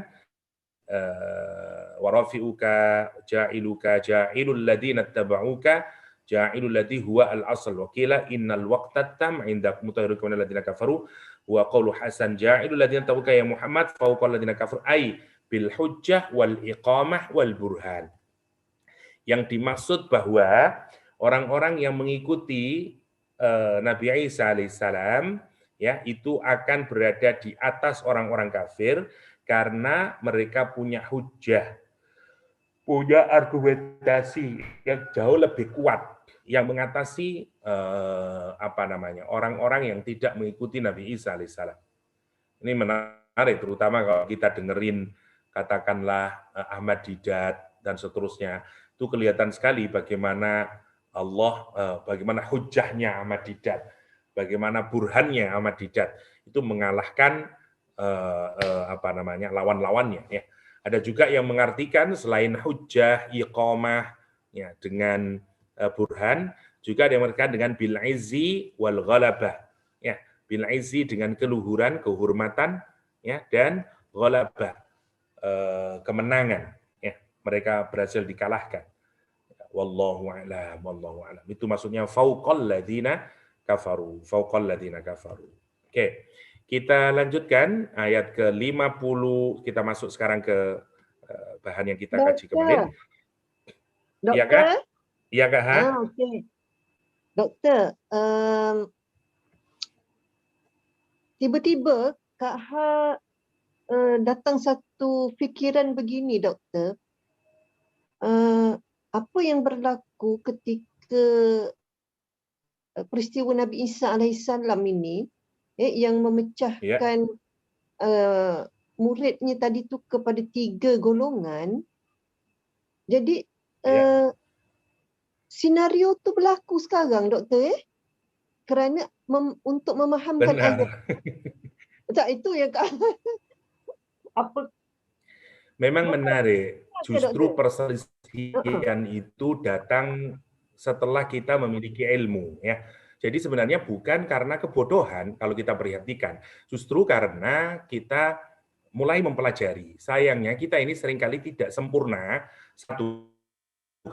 Karena satu kita tidak utuh, kita merasa pendapat kita ini sudah yang paling benar. Satu, itu poin utamanya.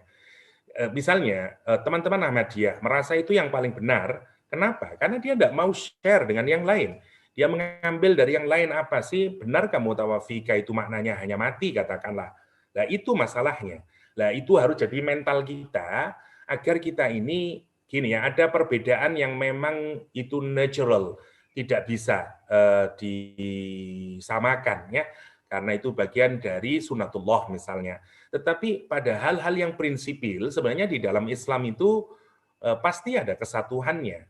Nah, seperti ini kan kalau kita perhatikan ya tentang Nabi Isa, kalau untuk hanya tentang Nabi Isa, perbedaan yang mencolok itu ya hanya antara Ahmadiyah dan Ahlussunnah wal Jamaah, udah, atau Syiah. Tidak ada perbedaannya sebenarnya. Syiah sama Sunni sebenarnya dalam kaitannya Nabi Isa tidak beda, cuman Ahmadiyah saja yang berbeda. Dan itu memang yang Ahmadiyah yang paling berbeda dengan kita. Selain tentang konsep khotamun nabiyyin, ya, khotam itu memang dalam bahasa Arab salah satu maknanya adalah cincin. Ya, tetapi makna yang lain adalah seal atau apa namanya penutup. Nah, orang-orang Muhammadiyah mengartikan Ahmadiyah itu tidak mengartikan sebagai penutup, tapi sebagai cincin kehormatan saja. Jadi kayak nabi yang paling terhebat. Karena itu masih ada nabi baru yaitu Mirza Ghulam Ahmad. Saya tidak tahu di Malaysia apakah saya lupa pernah nonton cabang Ahmadiyah di Malaysia. Saya tidak tahu apakah sudah masuk organisasi yang dilarang atau enggak dari Jakim KH. Mungkin ada informasi tentang Ahmadiyah? Oh, yang tu KH tak tahu. Kok tak tahulah kalau ada sahabat lain yang tahu. Kalau di Indonesia sudah ada keputusan karena ada bentrokan terus KH berkali-kali, terutama di Bogor, mereka punya pesantren yang sangat besar, pendidikannya baik, karena juga supportnya cukup baik, sehingga well established lah. Tetapi kemudian terjadi bentrokan dengan penduduk, sampai dibakar dan seterusnya, sehingga kemudian teman-teman Muhammad Ahmadiyah ini kemudian dipanggil oleh pemerintah dan duduk bersama. Kesimpulannya mungkin sekitar 5 tahun ke belakang lah. Kesimpulannya adalah mereka disarankan untuk mengikuti sekitar 12 item. Ya, karena misalnya kalau Anda tidak mengikuti klaim ini berarti Anda dikeluarkan dari kelompok umat Islam gitu. Misalnya satu, berhenti menyatakan bahwa ada nabi baru. Yang kedua, karena dia selalu ada pengelabuan, menyatakan enggak, kami tidak percaya ada nabi baru, padahal ada gitu, dan seterusnya. Agak melakukan seperti orang Syiah yang melakukan takyah ceritanya. Maka Kementerian Agama di Indonesia itu ngasih perjanjian 12 item. Saya masih ingat itu di masa Ramadan, menjelang Ramadan, karena saat itu saya berada di Australia, saya ingat Kemenak memberikan perjanjiannya itu. Dan akan ditinjau pelaksanaannya. Tetapi setelah diberikan perjanjian itu, tidak satu pun dari 12 atau berapa yang diikuti oleh Ahmadiyah. Sehingga kemudian di Indonesia Ahmadiyah dibekukan. Ya, dia boleh hidup di Indonesia tapi tidak boleh berdakwah, tidak boleh menyebarkan ajarannya, begitu. Bagi yang masih percaya dengan Ahmadiyah ya dipersilakan karena itu hak warga negara, parts of our democracy, tapi kalau dia menyebarkan ajaran, melakukan aktivitas-aktivitas keagamaan di publik tidak boleh. Nggak boleh, dia hanya di tempatnya sendiri boleh, tapi misalnya nggak boleh pakai pengeras dan segala macamnya, nggak ada simbol, nggak ada apapun, bahkan simbol kemudian dijatuhkan, dirobohkan. Itu perlakuan di Ahmadiyah. Atau bahkan dia ditawari sebagaimana di Pakistan, ditawari untuk namanya Ahmadiyah saja, jadi tidak ada Islamnya. Jadi agama Ahmadiyah, mereka juga menolak. Ya, mereka juga menolak. Yang paling fatal ya terjadi pembunuhan itu, yang paling parah di Indonesia sampai masuk di BBC dan seterusnya, itu yang ramai dulu di Indonesia. Jadi sekarang kalau di Indonesia dia tidak memilih option sebagaimana di Afghanistan, di Pakistan. Kalau di Pakistan ada perwakilan parlemennya karena Ahmadiyah di Pakistan sebagai agama baru, bukan sebagai bagian dari Islam. Jadi kalau di identity card-nya religion Ahmadiyah begitu. bukan religion Islam, religion Ahmadiyah. Doktor, Ahmadiyah di Indonesia tu tak sama dengan Muhammadiyah Bukan, beda. Oh. Beda Kak. Kalau Muhammadiyah itu ahli sunnah wal jamaah. Jadi enggak ada persamaannya sama sekali, enggak ada persamaannya. Oh, tak Muhammadiyah itu lokal religious organization, Ahmadiyah International Religious Organization. Paling besarnya Ahmadiyah justru di UK. Tapi kalau kita melihat kontribusinya, Masya Allah, sebenarnya harus kita akui, kontribusinya terhadap conversion itu besar sekali. Mereka termasuk kelompok Islam yang banyak melakukan translation ke seluruh bahasa di Eropa, aktif di dalam dakwah, dan dakwahnya rasional seterusnya. Dan bagus sekali sebenarnya kalau kita perhatikan, karena itu kalau di Eropa itu termasuk yang paling kuat sekali Ahmadiyah itu. Maksudnya mulai dari organisasinya, dakwahnya, kelembagaannya, dan seterusnya. Itu Ahmadiyah. Ada dua aliran sebenarnya, memang Qadian sama Lahore. Ada yang Qadian sama Lahore. Yang Ahmadiyah lahir di India, Muhammadiyah lahir di Indonesia. Itu bedanya. Doktor, apa Ahmadiyah punya ciri, doktor? Sebab Kak tak perasan, Kak tak tahu yang di Malaysia ni wujudnya Ahmadiyah. Jadi apa dia punya bukan karakter, apa namanya? Kalau yang orang Melayu yang ikut ke Ahmadiyah, kita tidak bisa melihat dari ciri fisik karena sama, pakaiannya sama dan seterusnya. Tapi kalau orang India yang Ahmadiyah, kita bisa dengan mudah melihatnya. Jadi kalau pakai imamah, yang imamahnya tidak berbentuk, kalau Sing indah imamahnya, bagus. Syiah kelihatan bagus. Ini yang imamah yang kemudian ada ke atasnya begini dan seterusnya, itu orang Ahmadiyah. Agak susah, harus dicari, tulis saja misalnya khalifah siapa di Ahmadiyah kan kelihatan, itu ciri fisiknya. Tapi biasanya kalau orang Melayu sudah tidak ada yang berpakaian begitu, baik di Indonesia atau di Malaysia. Itu tidak ada. Kalau di Indonesia sebenarnya kuat sekali Kak Ha. Bahkan Ahmadiyah itu sebenarnya sudah masuk ke Nusantara lah katakanlah, jauh sebelum Indonesia merdeka bahkan. Jadi sebagai organisasi mereka sebenarnya sudah sangat tua. Jadi hati-hati juga, makanya waktu KH ngasih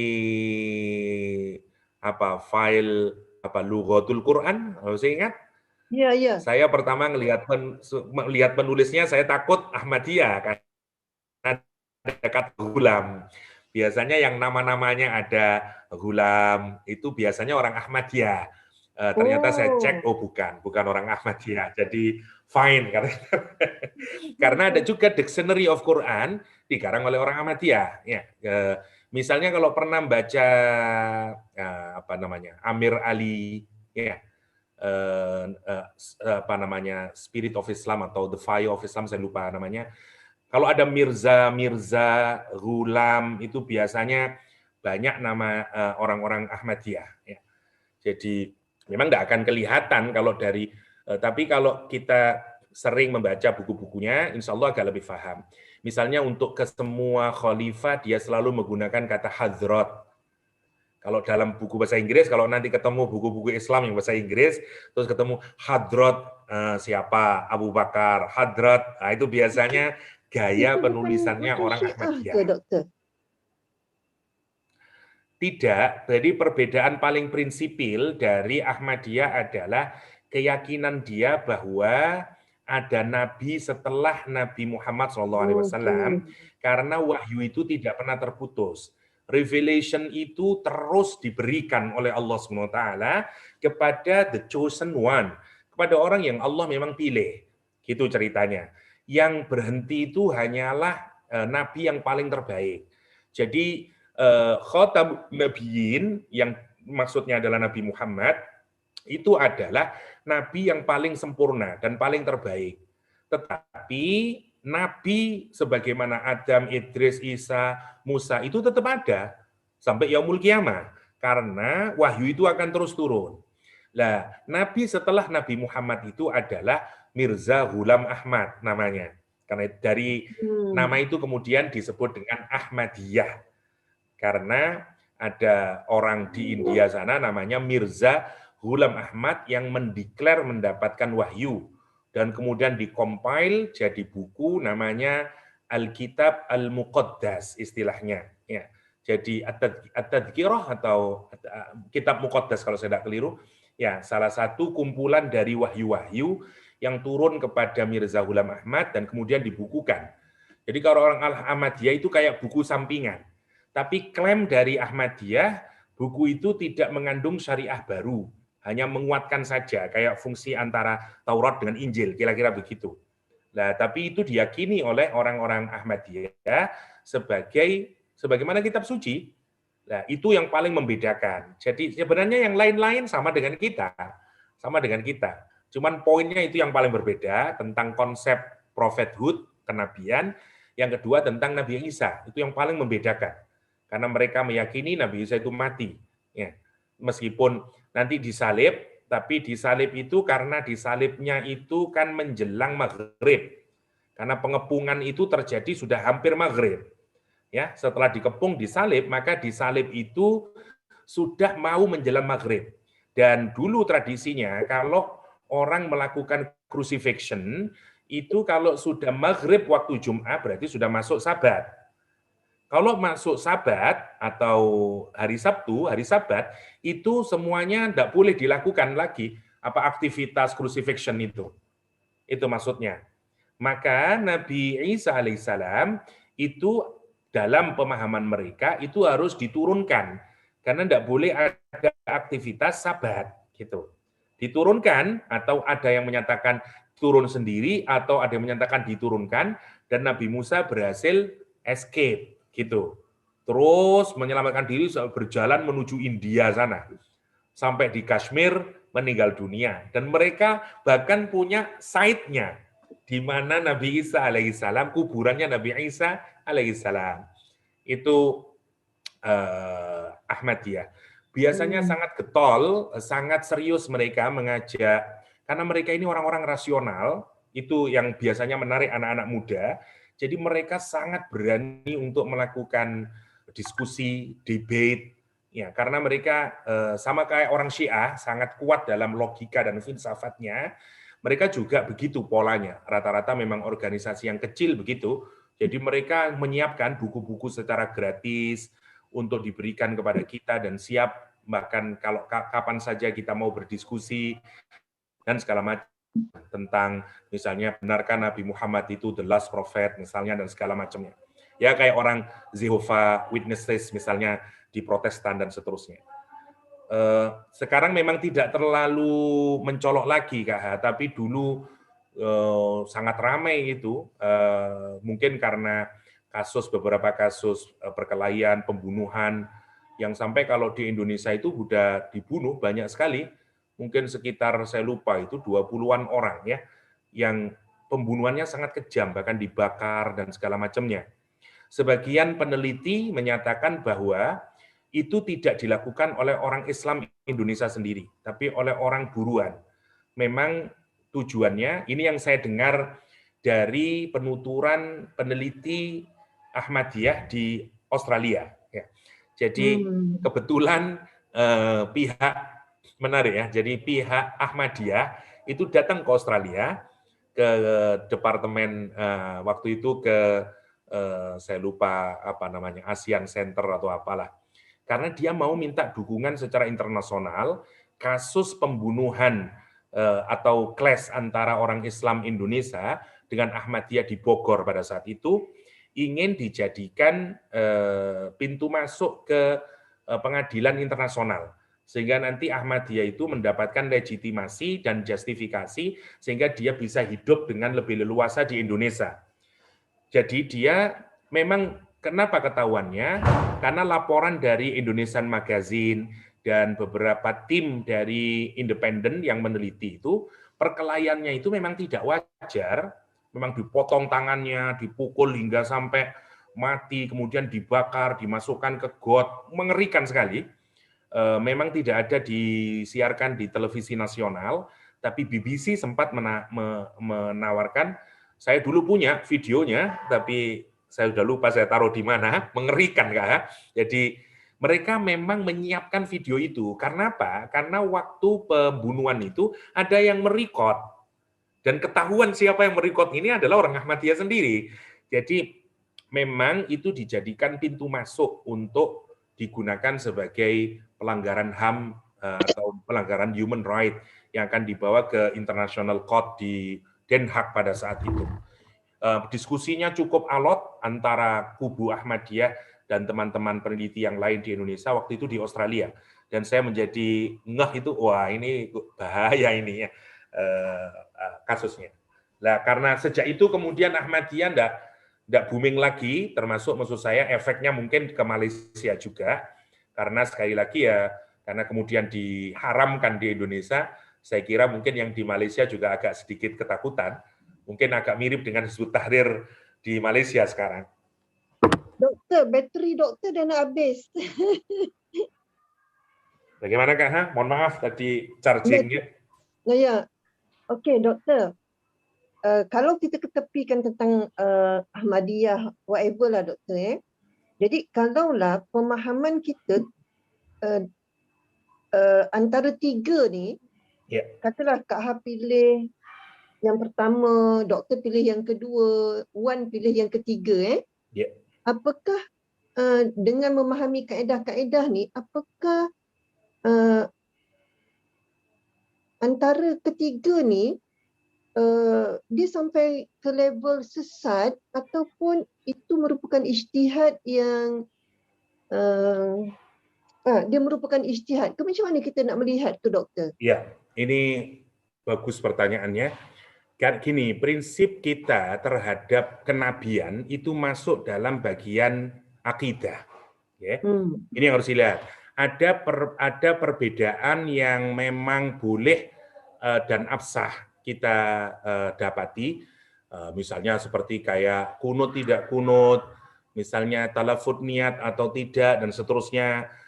Sekarang Ramadan ini ya, misalnya witir 11 atau 23, that's khilafiyah yang tidak akan membuat kita berubah statusnya menjadi muslim atau muslim tidak baik, enggak. Itu khilafiyah yang wajar saja ada sebagai proses istimbatul ahkam, usaha para ulama mengambil hukum dari syariah yang ada. Dan bukan masalah akidah. Sehingga dan benar semuanya. Sebagaimana perbedaan fikih antara Imam Syafi'i, Imam Malik, Imam Ahmad bin Hambal, dan seterusnya. Tetapi dalam kaitannya dengan akidah, itu tidak boleh ada perbedaan. Itu prinsipnya. Misalnya tentang kenabian, itu sudah final, karena Nabi itu yang terakhir adalah Nabi Muhammad SAW. Karena kalau ada Nabi yang lain, wah ini berubah semuanya akidahnya nanti. Apalagi ayat Al-Quran sudah jelas ya. Al-yauma nakhtimu, Nabi menyatakan la nabiyya ba'da, dan seterusnya, sekian banyak hadis sahih mutawatir yang berkenaan dengan risalah ini, nubuah Nabi yang terakhir dan seterusnya. Karena itu tentu saja tidak boleh ada perbedaan. Nah, bagaimana melihat perbedaan tafsir tadi itu? Saya ini hanya ingin menunjukkan pendapat-pendapat yang dibangun seakan-akan berdasarkan Al-Quranul Karim. Misalnya tadi yang memaknai dengan menidurkan, yang memaknai dengan mematikan, dan seterusnya. Itu akar-akarnya. Tetapi kalau kita lihat, semua umat Islam pandangannya sebenarnya milih pendapat yang mana? Yang ketiga itu maksudnya. Saya hanya ingin menunjukkan kenapa sih kok ada perbedaan itu. Saya mulai lihat dari akarnya, mulai dari kebahasaannya, dan seterusnya. Kita akan melihat kebahasaan mereka tidak utuh melihatnya, dia mengabaikan semua hadis-hadis sahih yang berkenaan dengan peristiwa tersebut, dan seterusnya.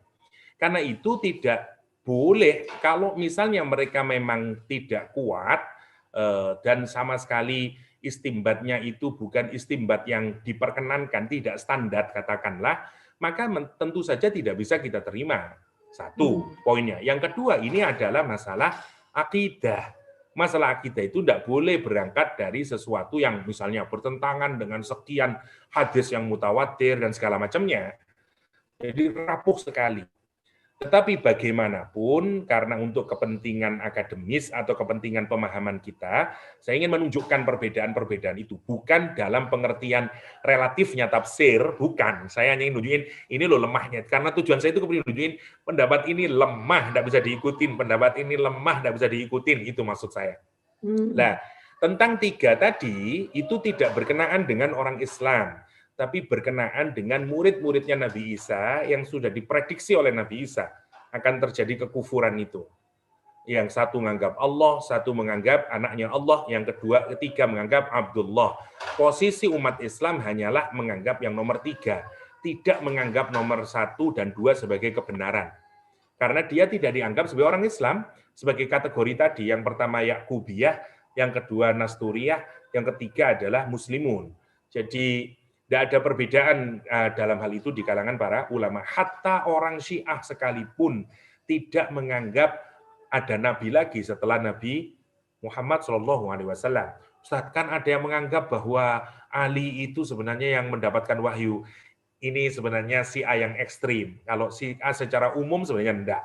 Ya, tetap saja mereka menganggap Nabi Muhammad nabi yang terakhir. Nabi yang terakhir. Jadi hanya satu kelompok saja dalam dunia Islam yang menganggap ada nabi terakhir, atau dalam kaitannya dengan ini menganggap Nabi Isa tidak mati.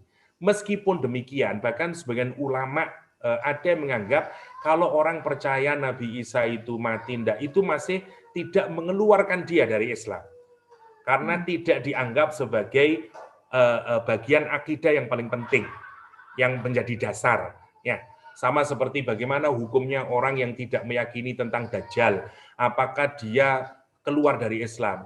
Ulama Ahlussunnah wal Jamaah, seingat saya ya, tidak masih menganggap dia sebagai keluar dari Islam, karena dia bukan merupakan akidah yang ditarumuskan menjadi rukun iman dan rukun Islam.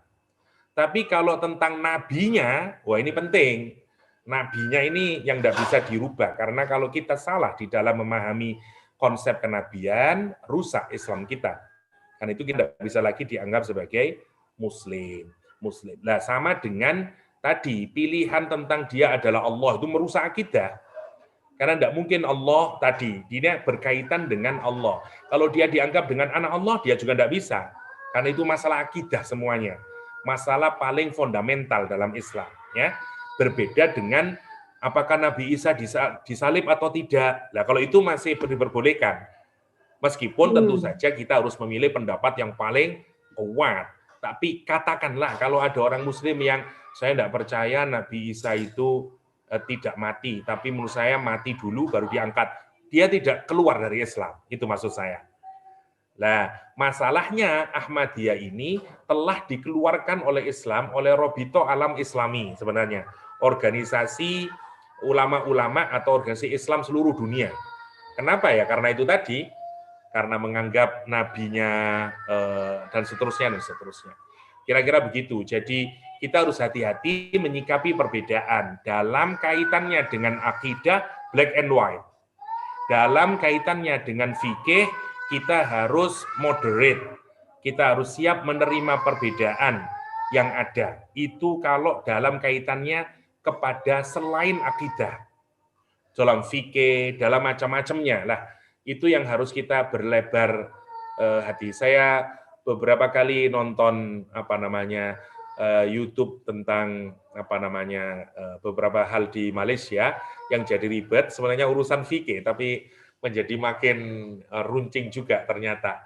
Yang terakhir tentang, ya tentu ini ada yang bawa ke akidah, ya sandal, ya. Simbol sandal yang diletakkan di muka masjid.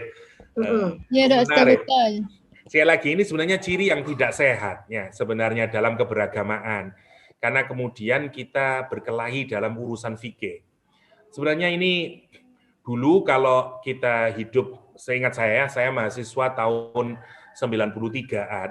Jadi di tahun-tahun itu insya Allah samalah di Malaysia, nggak ada orang berkelahi karena urusan fikih. mau pakai kunut atau tidak kunut, mau pakai bismillah atau alhamdulillah.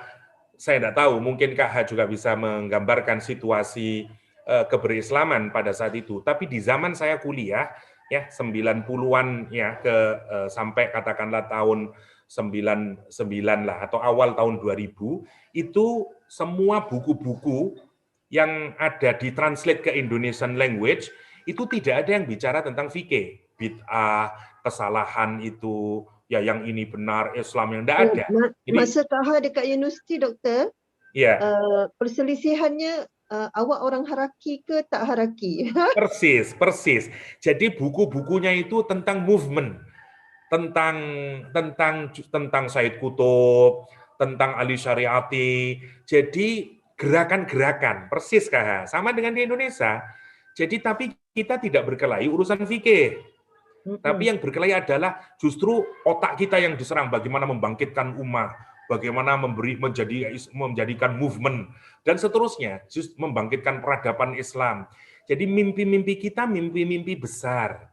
Kalaupun ada perbedaan, coba semua lahirnya gerakan Islam, mau katakanlah Usrah model Said Qutb, katakanlah, atau Hasan al-Banna, atau Hizbut Tahrir, atau apalah yang disesatkan nanti di Malaysia, apa itu namanya, yang kelompok musiknya Qatrun Nada, dan seterusnya, itu semuanya lahir tahun 90-an atau akhir 80-an kalau kita perkirakan boomingnya.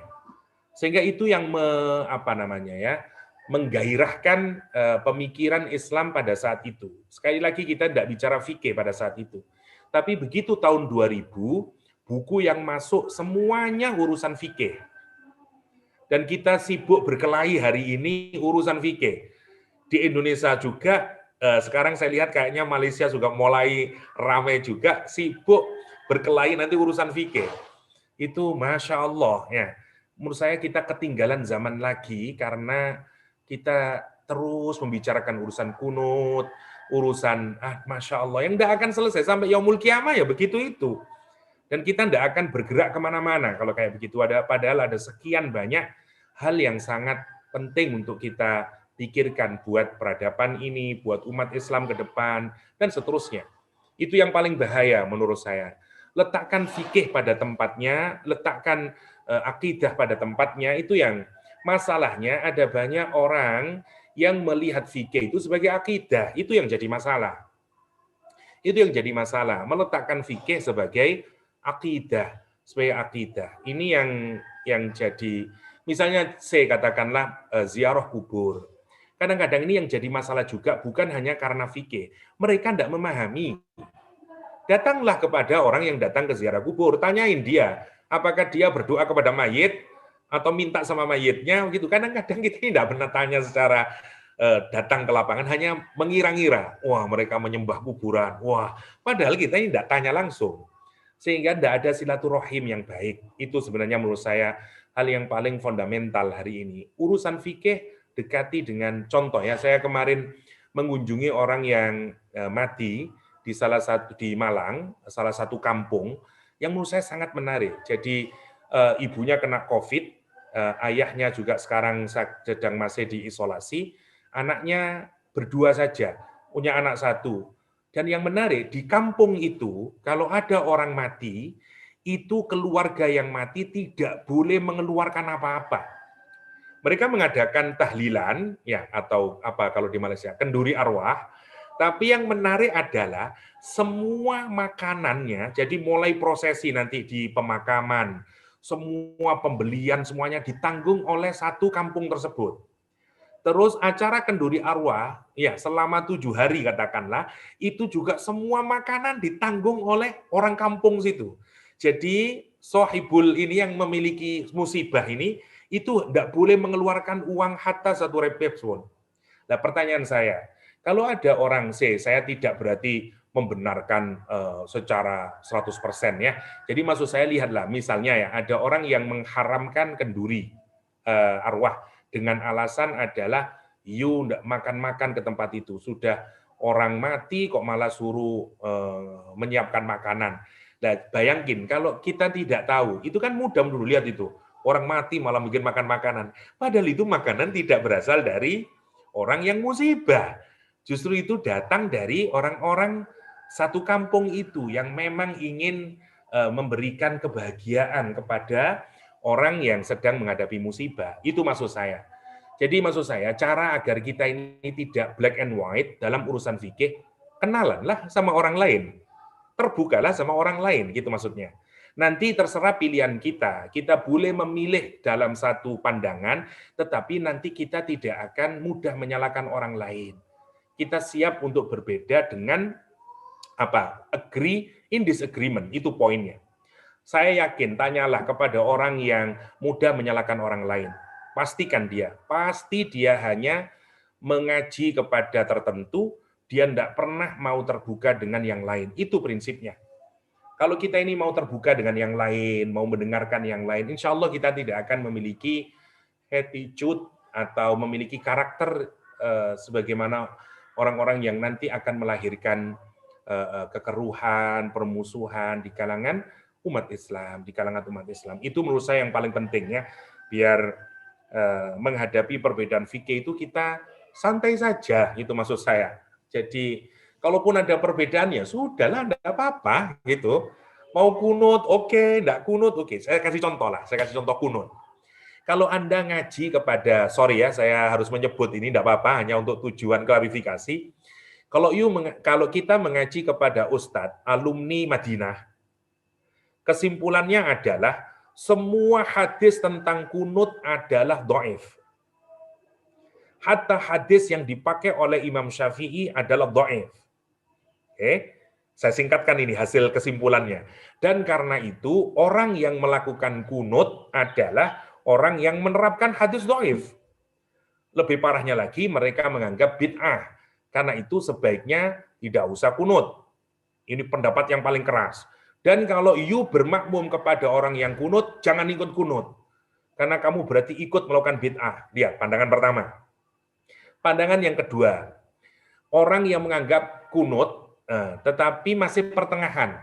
Semua hadisnya dianggap dhaif, karena itu mereka tidak kunut, tapi sikapnya masih lumayan. Kalau you berjamaah dengan imam yang kunut, maka kunutlah. Sebagaimana Imam Ahmad bin Hambal yang kunut kalau di belakang Imam Syafi'i. Nah, yang ketiga, ini yang lebih baik lagi. Dia yang mau membuka diri belajar kepada mazhab Syafi'i. Dia tidak hanya belajar mazhab Hambali, gitu maksudnya. Di Saudi, yang dominan sebenarnya mazhab Hambali dan Maliki. Tetapi cara belajarnya itu memang tidak dikomparatif, katakanlah. Atau mungkin dikomparatif di Saudinya, tapi begitu kembali ke Malaysia, dia hanya menjelaskan satu pandangan. Itu masalahnya. Kalau kita mau jujur dan terbuka, sebenarnya di mazhab Syafi'i tidak menilai hadis itu sebagai dhaif. Imam Syafi'i tidak mengkategorikan itu sebagai hadis dhaif, hadis kunut itu. Dia punya sanad sendiri yang menunjukkan hadis itu tidak dhaif, sahih. Nah, maksud saya dengarlah bagaimana ulama Syafi'i menilai hadis tersebut. Itu maksud saya. Coba bayangin kalau kita ini belajar di compare. Oke, di mazhab Hambali begini, sementara di mazhab Syafi'i begini. Oh, karena itu Imam Syafi'i menganggap sunnah bahkan. Maka kita tidak akan berkelahi. Oke lah, tetapi menurut saya tetap pendapat Imam Ahmad bin Hambal yang lebih kuat. Go with it.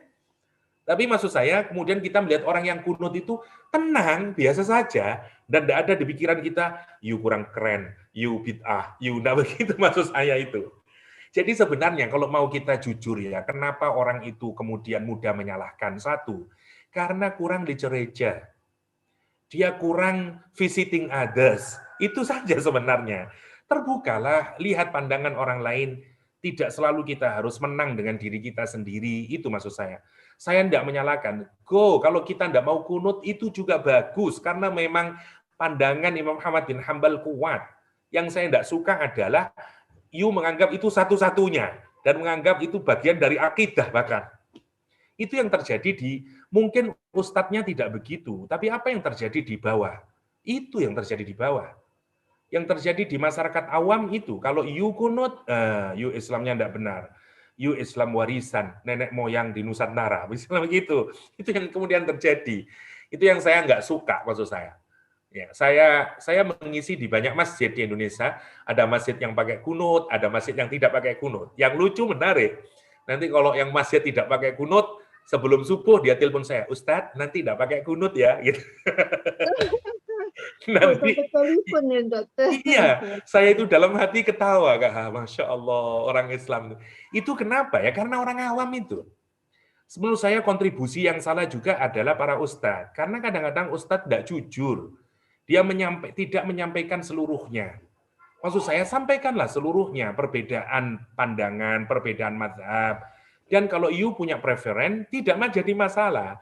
Tapi silahkan jelaskan semuanya jika itu merupakan perbedaan di kalangan umat.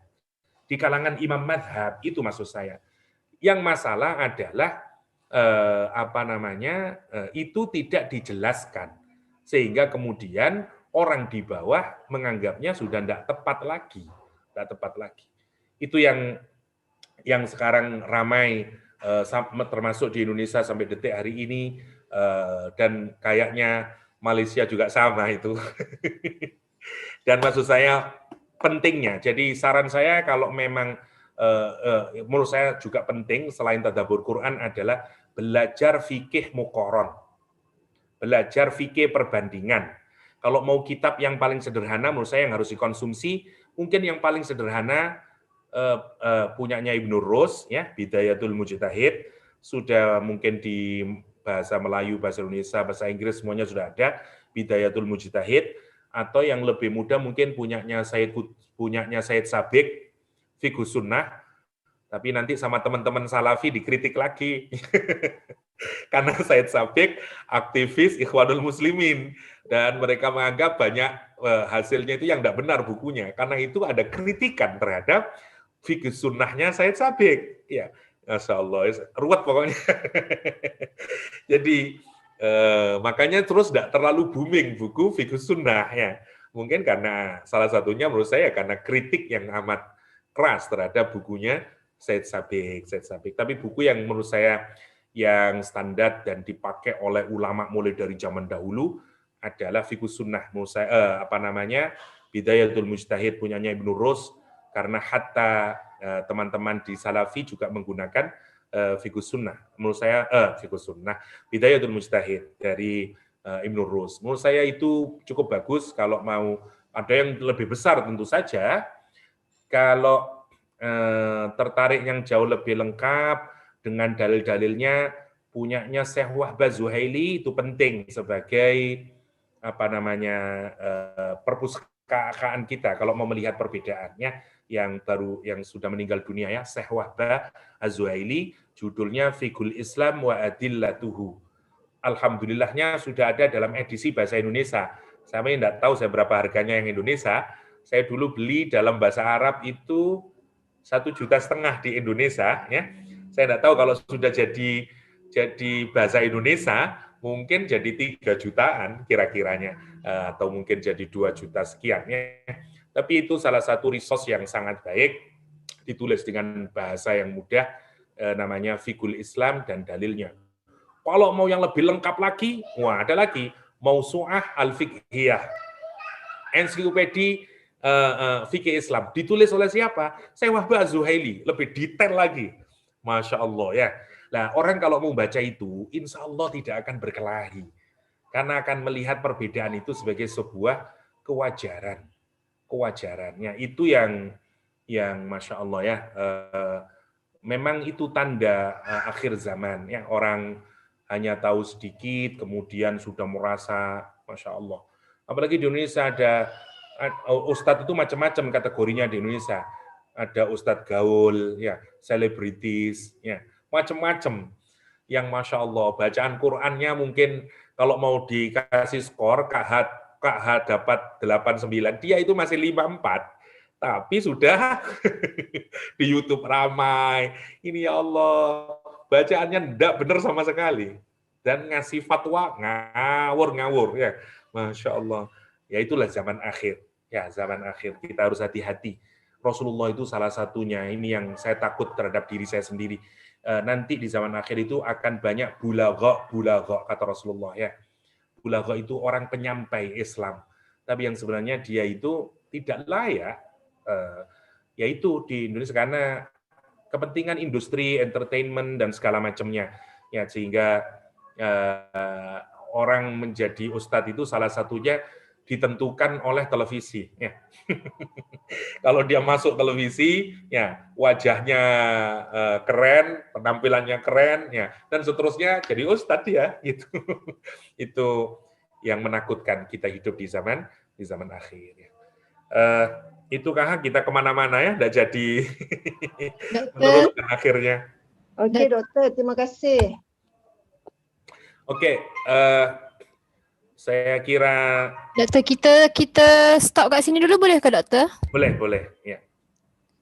Jadi saya rasa kita stop dekat sini dulu insya-Allah untuk ayat ke-55 ni, dan kita jumpa lagi hari Ahad ni doktor insya-Allah untuk Asmaul Husna insya-Allah. Jadi jazakallahu khairan katsira.